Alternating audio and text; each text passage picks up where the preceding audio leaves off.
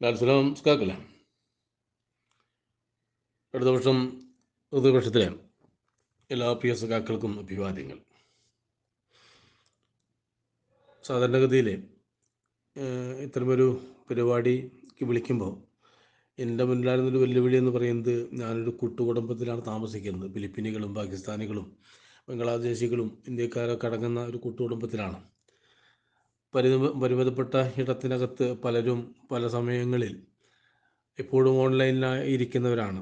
അങ്ങനെ നിരന്തരമായിട്ട് വർത്തമാനങ്ങൾ പറഞ്ഞുകൊണ്ടിരിക്കുന്ന ഇടയ്ക്ക് നമുക്കിതെങ്ങനെ അവതരിപ്പിക്കാൻ പറ്റുന്ന ആശങ്കയാണ്. ഇന്ന് വ്യാഴാഴ്ച ആയതുകൊണ്ട് എല്ലാവരും പുറത്തു പോയിരിക്കുന്നു. അതൊരു സൗകര്യം. എന്തായാലും പ്രിയപ്പെട്ട എല്ലാ ഇടതുപക്ഷത്തു നിൽക്കുന്ന എല്ലാ പ്രിയ സഖാക്കൾക്കും അഭിവാദ്യങ്ങൾ. വാസ്തവത്തിൽ മാർക്സിനെ പോലുള്ള ഒരാളെ അനുസ്മരിക്കുക എന്നത് അതും വളരെ സങ്കീർണമായൊരു വിഷയത്തെ കൈകാര്യം ചെയ്ത, ചരിത്രത്തിനകത്ത് ഒരിക്കൽ പോലും മരണമില്ലാതെ ജീവിക്കുന്ന ഒരു മഹാനായ മനുഷ്യനെക്കുറിച്ച് പറയുക എന്നത് വളരെ ഗൗരവപ്പെട്ട ഒരു വിഷയമാണ്, ഒരു വെല്ലുവിളി കൂടിയാണ്. എന്നെപ്പോലുള്ള സാധാരണ മനുഷ്യനെ അത്രയോട് പറഞ്ഞ് പൊലിപ്പിക്കാൻ കഴിയുമെന്ന് അറിഞ്ഞുകൂടാ. മാത്രമല്ല, ഇടതുപക്ഷം ഹൃദയപക്ഷം എന്ന് പറയുന്ന നവമാധ്യമ കൂട്ടായ്മ പലപ്പോഴും ഒരുപക്ഷെ CPM-നോ ഇടതുപക്ഷ പ്രസ്ഥാനങ്ങൾക്കോ വെല്ലുവിളി ഉയരുന്ന സമയങ്ങളിലൊക്കെ തന്നെ കരുത്താർജിച്ച് നമ്മുടെ സമൂഹത്തിലെ പ്രധാനപ്പെട്ട മനുഷ്യരെ കൊണ്ടുവന്ന് അതിനെക്കുറിച്ചുള്ള നിരവധി സംഭാഷണങ്ങളും നടത്തുന്നൊരു ഒരു ഗ്രൂപ്പ് കൂടിയാണ്. അതുകൊണ്ട് തന്നെ ആ ആളുകളുടെ വർത്തമാനങ്ങൾ കേട്ട് മാർക്സിനെ അനുസ്മരിക്കുന്ന എന്നെ കൂടി കേട്ടാൽ എന്തായിരിക്കും സ്ഥിതി എന്നറിഞ്ഞുകൂടാ. എങ്കിലും ആ മാനദണ്ഡം വെച്ച് കേൾക്കാതിരിക്കുക.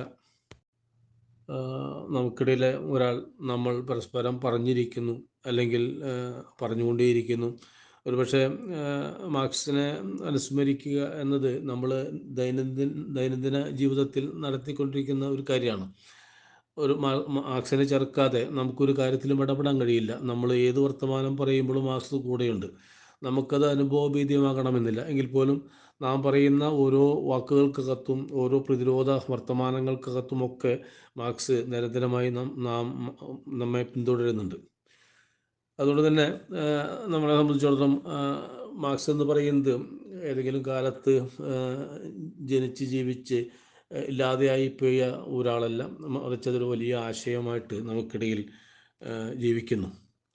വാസ്തവത്തിൽ മാർക്സിനെ കുറിച്ച് പറയുമ്പോൾ നമുക്കെല്ലാവർക്കും അറിയുന്നത് പോലെ 1818 മെയ് മാസം 5-ാം തീയതി ജനിക്കുകയും 1883 മാർച്ച് മാസം 14-ാം തീയതി മരിക്കുകയും ചെയ്ത ഒരു മാർക്സാണ്. വാസ്തവത്തിൽ അങ്ങനെ തന്നെയാണോ എന്നതാണ് ആലോചന. വാസ്തവത്തിൽ ഔദ്യോഗികമായിട്ട് സ്ഥിരീകരിക്കുകയും മാർക്സ് മരിക്കുകയും ചെയ്തു എന്നത് നമുക്കറിയുന്നൊരു കാര്യമാണ്. പക്ഷേ ഒരിക്കൽ പോലും ആ അർത്ഥത്തിലല്ല 1818 മെയ് മാസം 5-ാം തീയതി ജനിക്കുകയും 1883 മാർച്ച് മാസം 14-ാം തീയതി മരിക്കുന്നതിലൂടെ അവസാനിക്കുന്നതല്ല, മറിച്ച് മരിക്കാതെ ജീവിക്കുന്നൊരു മനുഷ്യനായിട്ട് മാർക്സ് കാലത്തിനും ലോകത്തിനും മുകളിൽ ജീവിക്കുന്നു എന്നത് ഒരു പ്രധാനപ്പെട്ട കാര്യമാണ്. ഏതൊക്കെ പ്രതിലോമ ശക്തികൾ ഏതൊക്കെ രീതിയിൽ ആക്രമിച്ചില്ലാതെയൊക്കെ ശ്രമിക്കുമ്പോഴും അതിനെയൊക്കെ മറികടന്ന് മാനവരാശിക്ക് മുകളിൽ ഒരു പ്രത്യാശയുടെ ഏറ്റവും വലിയ നിലാവട്ടമായി മാർക്സ് നമുക്കിടയിൽ ഇപ്പോഴും ജീവിച്ചുകൊണ്ടേയിരിക്കുന്നു. അതുകൊണ്ട് വാസ്തവത്തിൽ മാർക്സ് എന്ന് പറയുന്നത് കൂടുതൽ പേർ വായിക്കുകയും വായിച്ചതിൽ ഭൂരിപക്ഷം പേരും മാർക്സിനെ അംഗീകരിക്കാത്തവരാണ് എന്നതാണ് അതിനൊരു പ്രത്യേകത. വാസ്തവത്തിൽ ഏറെ വായിക്കപ്പെട്ട ഒരാളാണ് മാർക്സ് എന്ന് പറയുന്നത്. ആ മാർക്സിനെ വായിച്ചവരെല്ലാവരും മാർക്സിനെ അംഗീകരിക്കുന്നവരല്ല. വാസ്തവത്തിൽ മാർക്സിൻ്റെ ഒരു മഹത്വം എന്ന് പറയുന്നത് മാർക്സിനെ ഒരിക്കൽ പോലും വായിക്കാത്ത നിസ്വരായ നിഷ്കളങ്കരായ സാധാരണപ്പെട്ട തൊഴിലാളികൾ, സാധാരണപ്പെട്ട മനുഷ്യർ നെഞ്ചേറ്റുന്നു. മാർക്സിനെ അത്രയൊന്നും വായിച്ചവരല്ല നമ്മളെ സാധാരണപ്പെട്ട തൊഴിലാളികൾ. എങ്കിൽ പോലും തങ്ങളുടെ അതിജീവനത്തിലുള്ള മുദ്രാവാക്യമാണ്, അതിനുള്ള പ്രത്യയശാസ്ത്രമാണ് മാർക്സിസം എന്ന് അവർ അറിയാതെ അറിയുന്നതിലൂടെ അവരത് മുദ്രാവാക്യമായി ഏറ്റെടുക്കുന്നു, നെഞ്ചേറ്റുന്നു. അങ്ങനെ മാർക്സ് കലാധിവൃത്തിയായി എല്ലാ മനുഷ്യർക്കിടയിലും ജീവിക്കുന്ന മഹാനായ ഒരു ധീര വിപ്ലവകാരിയായിട്ട് നമുക്കിടയിൽ ഇപ്പോഴും ജീവിക്കുന്നുണ്ട്. വാസ്തവത്തിൽ മാർക്സിൻ്റെ മരണാനന്തര ചടങ്ങിൽ പരിമിതപ്പെട്ട ആളുകൾ മാത്രമാണ് പങ്കെടുത്തത്. അത് ഒരുപക്ഷെ എന്താ പറയുക, അത്രയൊന്നും വികസിക്കാത്തൊരു സമൂഹത്തിലൊന്നല്ല മാർക്സ് മരിക്കുന്നത്. 1919 നൂറ്റാണ്ടിൻ്റെ അവസാനം എന്ന് പറയുന്നത് വിപുലമായ ഒരു കാലം സമ്മാനിച്ചൊരു ഒരു ഘട്ടത്തിലാണ് വാസ്തവത്തിൽ മാർക്സ് മരിക്കുന്നത്. അതുകൊണ്ട് കമ്മ്യൂണിക്കേഷനോ അല്ലെങ്കിൽ അറിയാത്ത വിഷയങ്ങളൊന്നുമല്ല, മറിച്ച് മാർക്സ് മരിച്ചപ്പോൾ അദ്ദേഹത്തിൻ്റെ സംസ്കാര ചടങ്ങിൽ അപൂർവം പേര് മാത്രം പങ്കെടുത്തു. അത് പലപ്പോഴും ഇത് അങ്ങനെ ആലോചിക്കപ്പെടരുന്നും ഒരു മരണത്തിൽ പോലും മാർക്സിനെ കൂടുതൽ വായനകൾക്ക് വിധേയപ്പെടുത്താതിരിക്കണമെന്നും എന്നുള്ള വലിയ ഉത്കണ്ഠ അല്ലെങ്കിൽ ജാഗ്രത മാർക്സിസ്റ്റ് വിരുദ്ധ ചേരികൾക്കുണ്ടായിരുന്നു എന്നുള്ളതാണ്.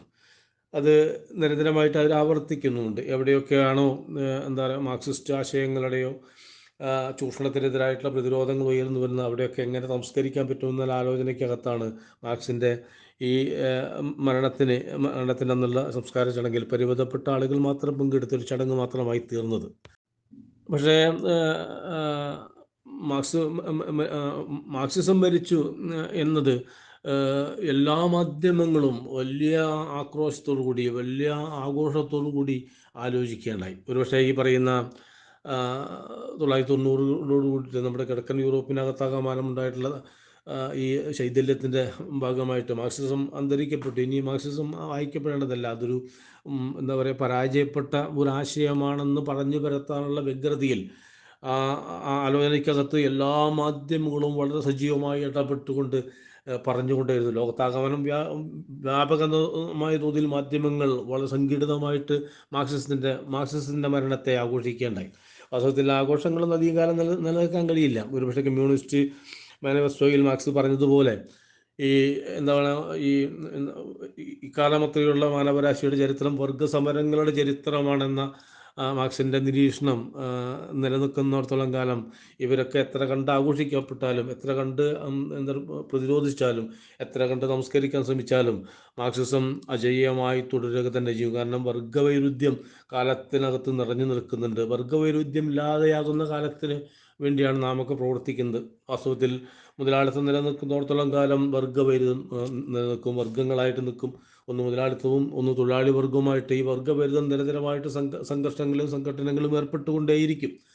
ഏർപ്പെട്ടുകൊണ്ടേയിരിക്കുന്ന സംഘർഷത്തിനകത്ത് നിരന്തരമായിട്ട് നടക്കുന്ന സംഘർഷത്തിനകത്തൊടുവിൽ ഒരുപക്ഷെ മാർക്സ് സ്വപ്നം കാണുന്ന ഒരു മഹത്തായ മാനവീയമായ ലോകം, വർഗരഹിതമായ ഒരു കാലം കടന്നു വരും. ഒരുപക്ഷെ ഇവർ പറയുന്ന മാർക്സ് മരിച്ചു എന്ന വാക്കൊരിക്കൽ പോലും പിന്നീടും ആവർത്തിക്കാതെ ആ വർഗരഹിതമായ സമൂഹത്തിനകത്ത് മനുഷ്യൻ, മാനവിക സമൂഹം ഒന്നാകെ എല്ലാമായി ജീവിക്കുന്ന കാലത്തും മാർക്സിനെ മറക്കാൻ കഴിയില്ല. കാരണം ഇത്തരം കാലത്തിന് വേണ്ടി ജീവിതകാലം മുഴുവൻ ഒരായുഷ്കാലം മുഴുവൻ ത്യജിച്ച മനുഷ്യൻ്റെ പേര് കൂടിയാണ് മാർക്സ്. അതുകൊണ്ട് താങ്കൾ അനുഭവിക്കുന്ന ഈ നല്ല കാലത്തിനായി കരുതലോടെ ഇരുന്ന ഒരു മനുഷ്യൻ, ത്യാഗിയായിട്ടുള്ളൊരു മനുഷ്യൻ, ആ കാലത്തും വർഗരഹിതമായ ഒരു കാലം വരുമെങ്കിൽ ആ കാലത്തും മാർക്സ് ജീവിക്കും. അതുകൊണ്ട് ഈ മാധ്യമങ്ങളൊക്കെയും പല നിലകളിൽ സംസ്കരിക്കാൻ ശ്രമിച്ചിട്ടുണ്ട്, പലയിടങ്ങളിൽ.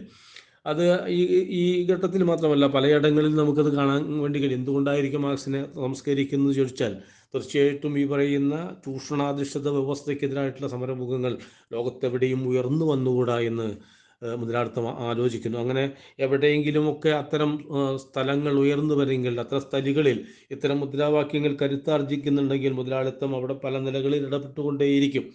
ഒരുപക്ഷെ നമ്മുടെ 1957 ഗവൺമെൻറ് പിരിച്ചുവിടാൻ വേണ്ടി നടത്തിയ ശ്രമം കേവലം ഒരു ചെറിയ ഒരു ഭൂപ്രദേശം, ആ ചെറിയ ഭൂപ്രദേശത്ത് ചെറിയ കുറച്ച് മനുഷ്യർ മാത്രം അധിവസിക്കുന്ന ഇടങ്ങളിൽ ചെങ്കൊടി പ്രസ്ഥാനം അധികാരത്തിൽ വന്നപ്പോൾ ആ അധികാരത്തെ ഇല്ലാതെയാക്കാൻ അവർ ഇടപെട്ടു. ഒരു കേവലം ചെറിയൊരു ഭൂപ്രദേശമാണ്, അതുകൊണ്ട് തന്നെ അതിനെ ഇല്ലാതെയാക്കാൻ ശ്രമിച്ചു. ഒരു പക്ഷേ ഈ പറയുന്ന സോവിയറ്റ് യൂണിയൻ എന്ന് പറയുന്ന ഇത്ര വിഫലമായ ഒരു ലോകത്തെ ഇല്ലാതെയാക്കാൻ അവർ അത്ര കണ്ട് ശ്രമിച്ചിട്ടുണ്ടാകാം. അതുകൊണ്ട് ചെറുതും വലുതുമായ ഇടങ്ങളിലൊക്കെ തന്നെ മുതലാളിത്തം നിരന്തരമായി ഇടപെട്ടുകൊണ്ടേയിരിക്കും. അത് ഏത് കാലത്തും അവർ തുടർന്നുകൊണ്ടേയിരിക്കും.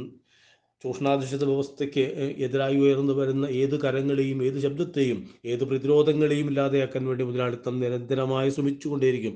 പലയിടങ്ങളിൽ ഒരുപക്ഷെ നാം ലാറ്റിൻ അമേരിക്കൻ രാജ്യങ്ങളിലൊക്കെ കാണാം, ആ ചൂഷണാധിഷ്ഠിത വ്യവസ്ഥയ്ക്കെതിരായിട്ടുള്ള സമരങ്ങൾക്കകത്ത് എത്ര രൂക്ഷമായിട്ടാണ് അവർ ആക്രമിച്ചത്. പനാമയിൽ 30,000-ഓളം വരുന്ന കമ്മ്യൂണിസ്റ്റുകളെ തന്നെ കൊന്നൊടുക്കാൻ വേണ്ടി ശ്രമിച്ചിട്ടുണ്ട്. പലയിടങ്ങളിലും അത് തന്നെ സംഭവിച്ചുകൊണ്ടേയിരിക്കുന്നു.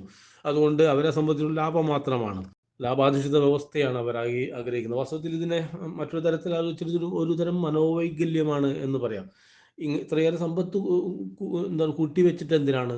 ബഹുഭൂരിപക്ഷം വരുന്ന മനുഷ്യരും പട്ടിണി കിടക്കുകയും അന്നത്തിന് വകയില്ലാതിരിക്കുകയും എന്താ പറയുക വീടില്ലാത്തവരായി കിടക്കാൻ ഇടമില്ലാതെ തെരുവിൽ കഴിയുന്ന അങ്ങനെ എന്താ പറയുക നിസ്വരായ മനുഷ്യർ നിരന്തരമായിട്ട് വേട്ടയാടപ്പെടുകയും ഒടിക്കപ്പെടുകയും ചെയ്യുന്ന കാലത്ത് ഈ പറയുന്ന മനുഷ്യർ ആ സമ്പത്തെല്ലാം സ്വരൂപിച്ചു കൂട്ടി ഇങ്ങനെ കുന്നുകൂട്ടി വച്ചിരിക്കുന്നു.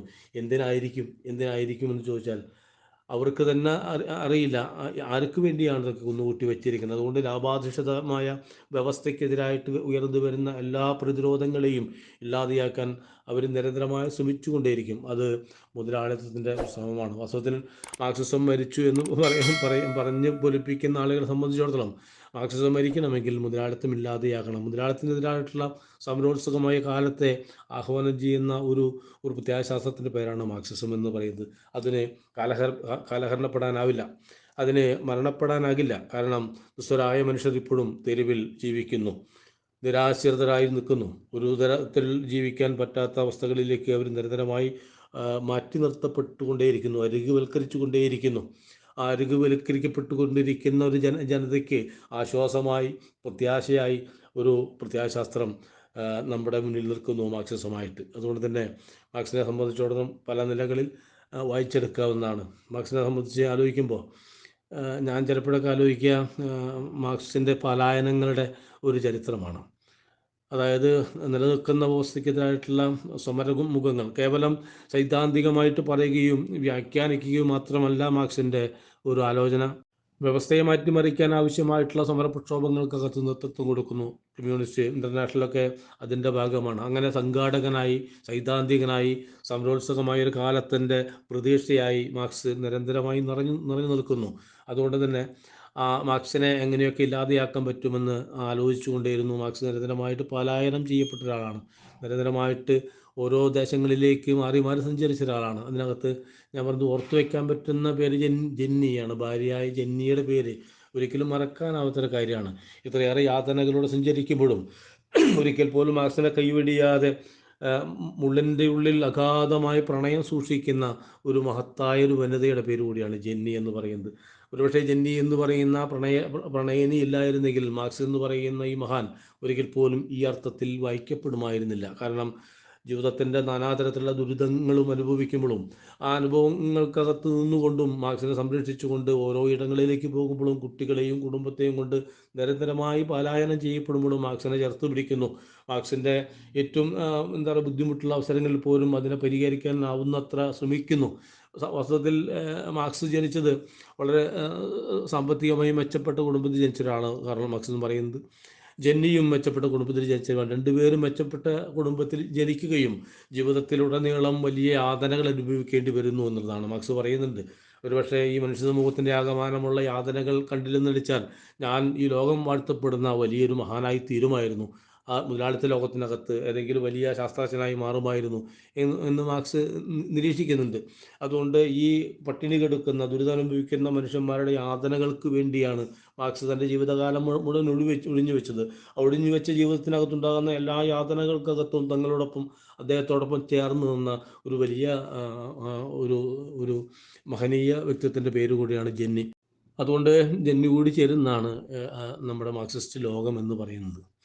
നാം ഇന്ന് പൊരുതാനുറച്ച മനുഷ്യരായി നിൽക്കുന്നുണ്ട്. പൊരുതാനുറച്ച മനുഷ്യരാക്കി തീർക്കുന്നതിന് വേണ്ടിയുള്ള പ്രത്യാശാസ്ത്ര രചനകളിൽ ഏർപ്പെടുന്ന രചനകൾക്കകത്തുണ്ടാകുന്ന എല്ലാവിധ കുറവുകളെയും പരിഹരിക്കാൻ എല്ലാവിധ പരിമിതികൾക്കകത്ത് നിന്നുകൊണ്ടും നിരന്തരമായി അദ്ദേഹത്തോടൊപ്പം ചേർന്ന് നിന്ന ഒരു വലിയ വ്യക്തിത്വത്തിൻ്റെ പേര് കൂടിയാണ് ഈ പറയുന്ന ജെന്നി എന്ന് പറയുന്നത്. വാസ്തവത്തിൽ ഈ നമ്മൾ മാർക്സിൻ്റെ ഈ നിരന്തരമായിട്ടുള്ള ഭരണകൂട വേട്ടയാടലുകൾ തുടരുന്നൊന്നുമല്ല, നിരന്തരമായിട്ട് നടക്കുന്നതാണ്. ഇപ്പോൾ സോക്രട്ടീസിനെ പോലെ ബ്രൂണോയെ പോലെയുള്ള ആളുകളെ എന്തിനായിരിക്കും വേട്ടയാടിയിട്ടുണ്ടാകുക?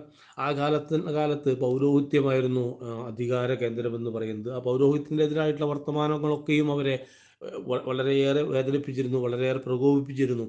അതുകൊണ്ട് തന്നെ അക്കാലം അത്രയും കൊണ്ടാടപ്പെട്ട വിശ്വാസത്തിൻ്റെ മുകളിൽ ഒരു ഭരണ കേന്ദ്രം ഉണ്ടാക്കുകയും ആ ഭരണകേന്ദ്രത്തിൻ്റെ അധിപന്മാരെ പൗരോഹിത്യം നിൽക്കുകയും ആ പൗരോഹിത്യത്തെ ചോദ്യം ചെയ്യാൻ പറ്റുന്ന രീതിയിലേക്ക് സമൂഹത്തെ പാകപ്പെടുത്താൻ ആരെങ്കിലും ഉയർന്നു വന്നാൽ അവർക്കെതിരായിട്ടുള്ള കടുത്ത നിലപാടുകൾ സ്വീകരിക്കുമായിരുന്നു. മാർക്സിനെതിരായിട്ടും നടന്ന നിലപാടുകൾ അങ്ങനെയായിരുന്നു. കമ്മ്യൂണിസ്റ്റ് മാനിഫെസ്റ്റോയിൽ പറയുന്നുണ്ട് യൂറോപ്പിനെ വിഴുങ്ങാനൊരു ഭൂതം വന്നിരിക്കുന്നു എന്ന് പറഞ്ഞ് പരത്താൻ അവർ ശ്രമിച്ചത് അത് അവിടെ മാത്രമൊന്നുമല്ല, മറിച്ച് ലോകത്തെല്ലായിടങ്ങളിലും എതിരായിട്ടുള്ള എന്താ പറയുക പ്രചരണങ്ങൾ, ദുഷ്പ്രചരണങ്ങൾ നടന്നുകൊണ്ടേ ഇരുന്നുണ്ട്. അത് ഈ പൗരോഹിത്യത്തിൻ്റെയാണ്. അധികാരം എന്ന് പറയുന്നത് പൗരോഹിത്യത്തിൻ്റെ ഏറ്റവും പ്രധാനപ്പെട്ട ഘടകമായി തരുന്നു. പുതിയ കാലത്തിനകത്ത് പലപ്പോഴും പൗരോഹിത്യം പിൻവാങ്ങുമ്പോഴും ആ പൗരോഹിത്യത്തിൻ്റെ അധികാരങ്ങൾ പലതും മുതലാളിത്തത്തിനകത്ത് എത്തുന്നു. മുതലാളിത്തം ഇന്ന് പൗരോഹിത്യത്തെ വളർത്തുന്ന ഒന്നായി തീരുന്നു. അധികാരം പൂർണ്ണമായിട്ട് മുതലാളിത്തം ഏറ്റെടുക്കുകയും ആ ഏറ്റെടുത്ത അധികാരങ്ങളൊക്കെ മുതലാളിത്തം കൈയാളുമ്പോഴും പൗരോഹിത്യം നിലനിൽക്കാതെ, ഈ പറയുന്ന അല്ലെങ്കിൽ വിശ്വാസം നിലനിൽക്കാതെ മുതലാളിത്തത്തിന് ജീവിക്കാനാവില്ല. അതുകൊണ്ട് ഇന്നും ലോകത്തെമ്പാടുമുള്ള വിശ്വാസികൾക്ക് ആവശ്യമായിട്ടുള്ള സഹായങ്ങൾ ചെയ്യുന്നതും ഈ പറയുന്ന മുതലാളിത്തമാണ്. ഒരുപക്ഷെ നമ്മുടെ ഇന്ത്യയിൽ നടക്കുന്ന ഈ ആലോചനകളൊക്കെ വാസ്തവത്തിൽ അതൊരു സംഘപരിവാർ മാത്രം വെച്ചിട്ടുള്ള മുന്നോട്ട് വെച്ചിട്ടുള്ള മുദ്രാവാക്യമല്ല, മറിച്ച് അത് ഒരു ദേശവും ശക്തമായി നിന്നുകൂടാ, ഒരു ദേശവും ഒറ്റക്കെട്ടായി നിന്നുകൂടാ. എല്ലാ ദേശങ്ങളും ഛിന്ന ഭിന്നമായി നിൽക്കണം.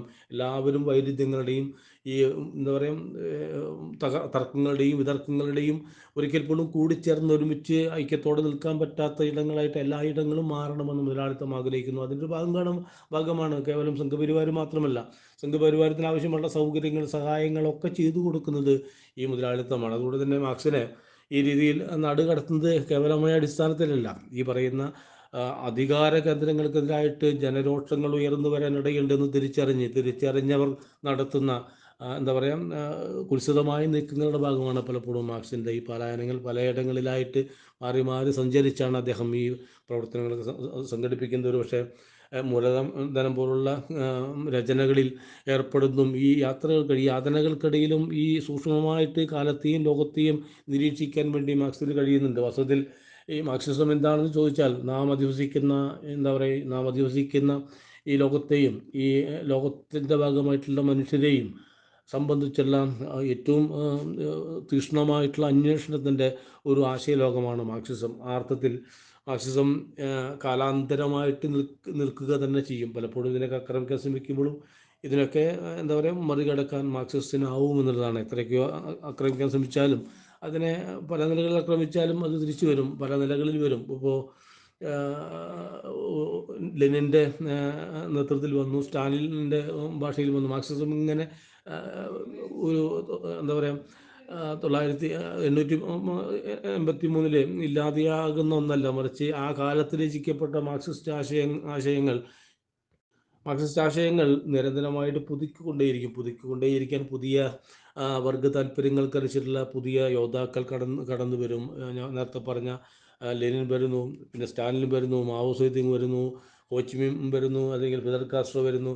അങ്ങനെ ലോകത്തെമ്പാടുമുള്ള പുതിയ മനുഷ്യർ മാർക്സിസത്തെ കാലോചിതമായിട്ട് പരിവർത്തിച്ചെടുത്ത് പുതിയ കാലത്തിനനുസൃതമായിട്ട് അതിനെ പാകപ്പെടുത്തിയെടുക്കുന്നു. ഒരുപക്ഷെ ഇന്ത്യയിലേക്ക് വന്നാൽ KM റോയിയെ പോലെ, EMS പോലെ മാർക്സിസത്തെ എങ്ങനെയാണ് നോക്കിക്കാണുന്നത്, ചരിത്രപരമായിട്ടുള്ള വായനകളിലേക്ക് എങ്ങനെയാണ് സഞ്ചരിക്കുക പുതിയ കാലത്തിനകത്ത് നിന്ന് പലരും പല നിലകളിൽ വായിച്ചു കൊണ്ടേയിരിക്കുന്നു. അതുകൊണ്ട് തന്നെ ഒരു കാലത്ത് ജനിക്കുകയും ഒരു കാലത്ത് അസ്തമിക്കുകയും എന്നല്ല, കാലോചിതമായിട്ട് കാലാധിവർത്തിയായി നിൽക്കാൻ കഴിയുന്ന അത്രയും ശേഷിയുള്ള ഒന്നാണ് മാർക്സിസം. അത് കാലങ്ങളിലൂടെ പുതുക്കി പുതിയ കാലത്തിൻ്റെയും ആവശ്യങ്ങൾക്കും അനുയോജ്യമായി അതിനെ പുതുക്കിപ്പെടുന്നുകൊണ്ടേയിരിക്കും. ആ പുതുക്കിപ്പണിയിലകത്താണ് ഇപ്പോഴും മനുഷ്യൻ, തൊഴിലാളി വർഗം എപ്പോഴും നിലനിൽക്കുന്നത്. വാസ്തവത്തിൽ നമ്മൾ മലയാളത്തിൻ്റെ ഒരു ചരിത്രത്തിലേക്ക് വന്നാൽ 1912-13 മാർക്സിൻ്റെ ജീവചരിത്രം ഈ മലയാളത്തിലേക്ക് വിവർത്തനം ചെയ്യുന്നത്. അതിനു മുന്നേ തന്നെ ഇപ്പോൾ ഒന്നാം സ്വാതന്ത്ര്യ സമരം 1857 നമ്മുടെ മുലക്കരത്തിന് തരയുടെ സമരം, മാറുമറയ്ക്കാനുള്ള സമരം, അയ്യങ്കാളുടെ സമരം, ഈ സമരങ്ങളൊക്കെ നടക്കുന്നുണ്ട്. അതിന് തുടർച്ചയുണ്ട്. മാർക്സിൻ്റെ ഒരു ചരിത്രം വരുന്നത് 1917 വിപ്ലവം നടക്കുന്നത് റഷ്യയിൽ. ഇതൊക്കെ നമ്മുടെ ലോകത്തിനകത്തുണ്ടാകുന്ന മാറ്റങ്ങളൊക്കെ നമ്മുടെ കേരളത്തിനകത്തും വളരെ ചലനാത്മകമായി നിൽക്കുന്നുണ്ട്. ഇതിന് പ്രതിരോധത്തിൻ്റെ ഒരു വഴി എന്ന നിലയ്ക്ക് 1929 മറ്റോ ഒരു വർക്കി എന്ന പേരുള്ള കമ്മ്യൂണിസം ക്രിസ്ത്യാനികൾക്കെതിരാണ് എന്നൊരു പുസ്തകം എഴുതുന്നുണ്ട്. ഞാൻ പറഞ്ഞത് കേരളത്തിനകത്ത് കമ്മ്യൂണിസ്റ്റ് പാർട്ടി രൂപീകരിച്ചിട്ടില്ല. കമ്മ്യൂണിസ്റ്റുകൾ പോലും ആ അർത്ഥത്തിലായിട്ടില്ല. കുറച്ചതിനകത്തുള്ള ഇടതുപക്ഷക്കാർ എന്ന നിലക്ക്, സോഷ്യലിസ്റ്റുകൾ എന്ന നിലക്ക് നിലനിൽക്കുമ്പോഴും ഒരു കമ്മ്യൂണിസ്റ്റ് പ്രസ്ഥാനം ഒന്നും രൂപീകരിക്കാത്തൊരിടമാണ്. ആ കാലത്താണ് വാസ്തവത്തിൽ ഇവർക്കറിയാമായിരുന്നു കേരളത്തിൻ്റെ ഒരു പൊതു ചിത്രം എന്തായിത്തീരുമെന്നത് അറിയാമായിരുന്നു. അതാണ് കേരളത്തിൻ്റെ പൊതു ഒരുപക്ഷെ വർത്തമാന കാലത്തിനകത്ത് എന്തുകൊണ്ട് ഇടതുപക്ഷത്തിന് പ്രാധാന്യമുള്ള ഒരിടമായിട്ട് കേരളം മാറി എന്നതിൻ്റെ ഒരു ചോദ്യം ഈ 1929 ഈ പുസ്തകം രചിക്കാൻ ഇവരെ പ്രാപ്തമാക്കിയിട്ടുണ്ട്. അത് ഇവരുടെ മാത്രം ഒരു ആലോചനയ്ക്കകത്തല്ല, എവിടെയൊക്കെ ഈ സാധനം സംവിധാനം കടന്നു വരുന്നുണ്ടോ അതിനെയൊക്കെ മറികടക്കാനുള്ള. ഇപ്പോൾ ക്രിസ്ത്യാനികളുടെ സംബന്ധിച്ച് നമ്മൾ ഏതെങ്കിലും ഒരു പള്ളി പൊളിച്ചതായിട്ട് നമുക്കറിയില്ല. നമ്മളൊരു ക്രിസ്ത്യൻ പള്ളിയും ആക്രമിച്ചിട്ടില്ല, ഒരു പാതിരിയും നമ്മൾ ആക്രമിച്ചിട്ടില്ല. ഏത് ഘട്ടത്തിലും അത് ഞാൻ പറഞ്ഞത് ഇപ്പോൾ കേരളത്തിലെന്നല്ല, ചരിത്രത്തിലൂടെ നിങ്ങൾ പരിശോധിച്ചാൽ ചരിത്രത്തിൽ എവിടെയും നമ്മൾ ഒരു പള്ളിയെയോ ഒരു പാതിരിയോ ആക്രമിച്ചില്ല. അപ്പോൾ ലെനിൻ തന്നെ പറഞ്ഞിട്ടുണ്ട്, ഒരു പാതിരി പാർട്ടി ചേരാൻ വന്നപ്പോൾ ലെനിൻ പറഞ്ഞിട്ടുണ്ട് അദ്ദേഹത്തിന് പാർട്ടി ചേരാൻ ബുദ്ധിമുട്ട്, അദ്ദേഹത്തിൻ്റെ പ്രാർത്ഥനയും കാര്യങ്ങളും അത് പള്ളിയിൽ നടക്കട്ടെ, ഇവിടെ ഞങ്ങൾ സമരം നടത്തുന്നു, വ്യവസ്ഥയ്ക്കെതിരായിട്ട് സമരം നടത്തുന്നു. ആ സമരത്തിൽ അദ്ദേഹത്തിന് പങ്കെടുക്കാൻ പറ്റുമെങ്കിൽ, ആത്മാർത്ഥമായി പങ്കെടുക്കാൻ പറ്റുമെങ്കിൽ നമ്മുടെ പാർട്ടിക്ക് ചേർത്താം എന്ന് പറയുന്നത് വാസ്തവത്തിൽ പള്ളിക്കെതിരായി നിൽക്കലല്ല, വ്യവസ്ഥയ്ക്കെതിരായിട്ട് സമരം. ആ സമരത്തിനകത്ത് അണിനിരക്കാൻ ആരൊക്കെ വരും അവരൊക്കെ നമ്മൾ പങ്കാളികളാക്കും എന്നതാണ് ചരിത്രത്തിനകത്ത്. 1917-20 കാലത്തുള്ള ചരിത്രമാണ്. അതുകൊണ്ട് ആ അർത്ഥത്തിൽ ലോക ചരിത്രത്തിൽ എവിടെയും കമ്മ്യൂണിസ്റ്റുകൾ ഏതെങ്കിലും പള്ളികളോ പാതിരിമാരെ ആക്രമിച്ചതായിട്ട് പരമായിട്ട് എനിക്ക് അറിഞ്ഞുകൂടാ. അങ്ങനെ ഒരു ചരിത്രം ഞാൻ കേട്ടതായിട്ട് അറിവില്ല. എങ്കിൽ പോലും 1929 എഴുതുന്നു എന്താ പറയുക, കമ്മ്യൂണിസം ക്രിസ്ത്യാനികൾക്കെതിരാണെന്ന്. വാസ്തവത്തിൽ ക്രിസ്ത്യാനികൾക്കെതിരാന്നല്ല, പൗരോഹിത്യത്തിനെതിരാണ് എന്നുള്ളത്. ആ പൗരോഹിത്യത്തിന് എതിരായി വരുമെന്ന ധാരണ വെച്ചുകൊണ്ട് അത് ക്രിസ്ത്യാനികൾക്കെതിരായി എന്ന് എഴുതിയിട്ടുണ്ട്. ഇപ്പോൾ നമ്മുടെ സമകാലീനതയിൽ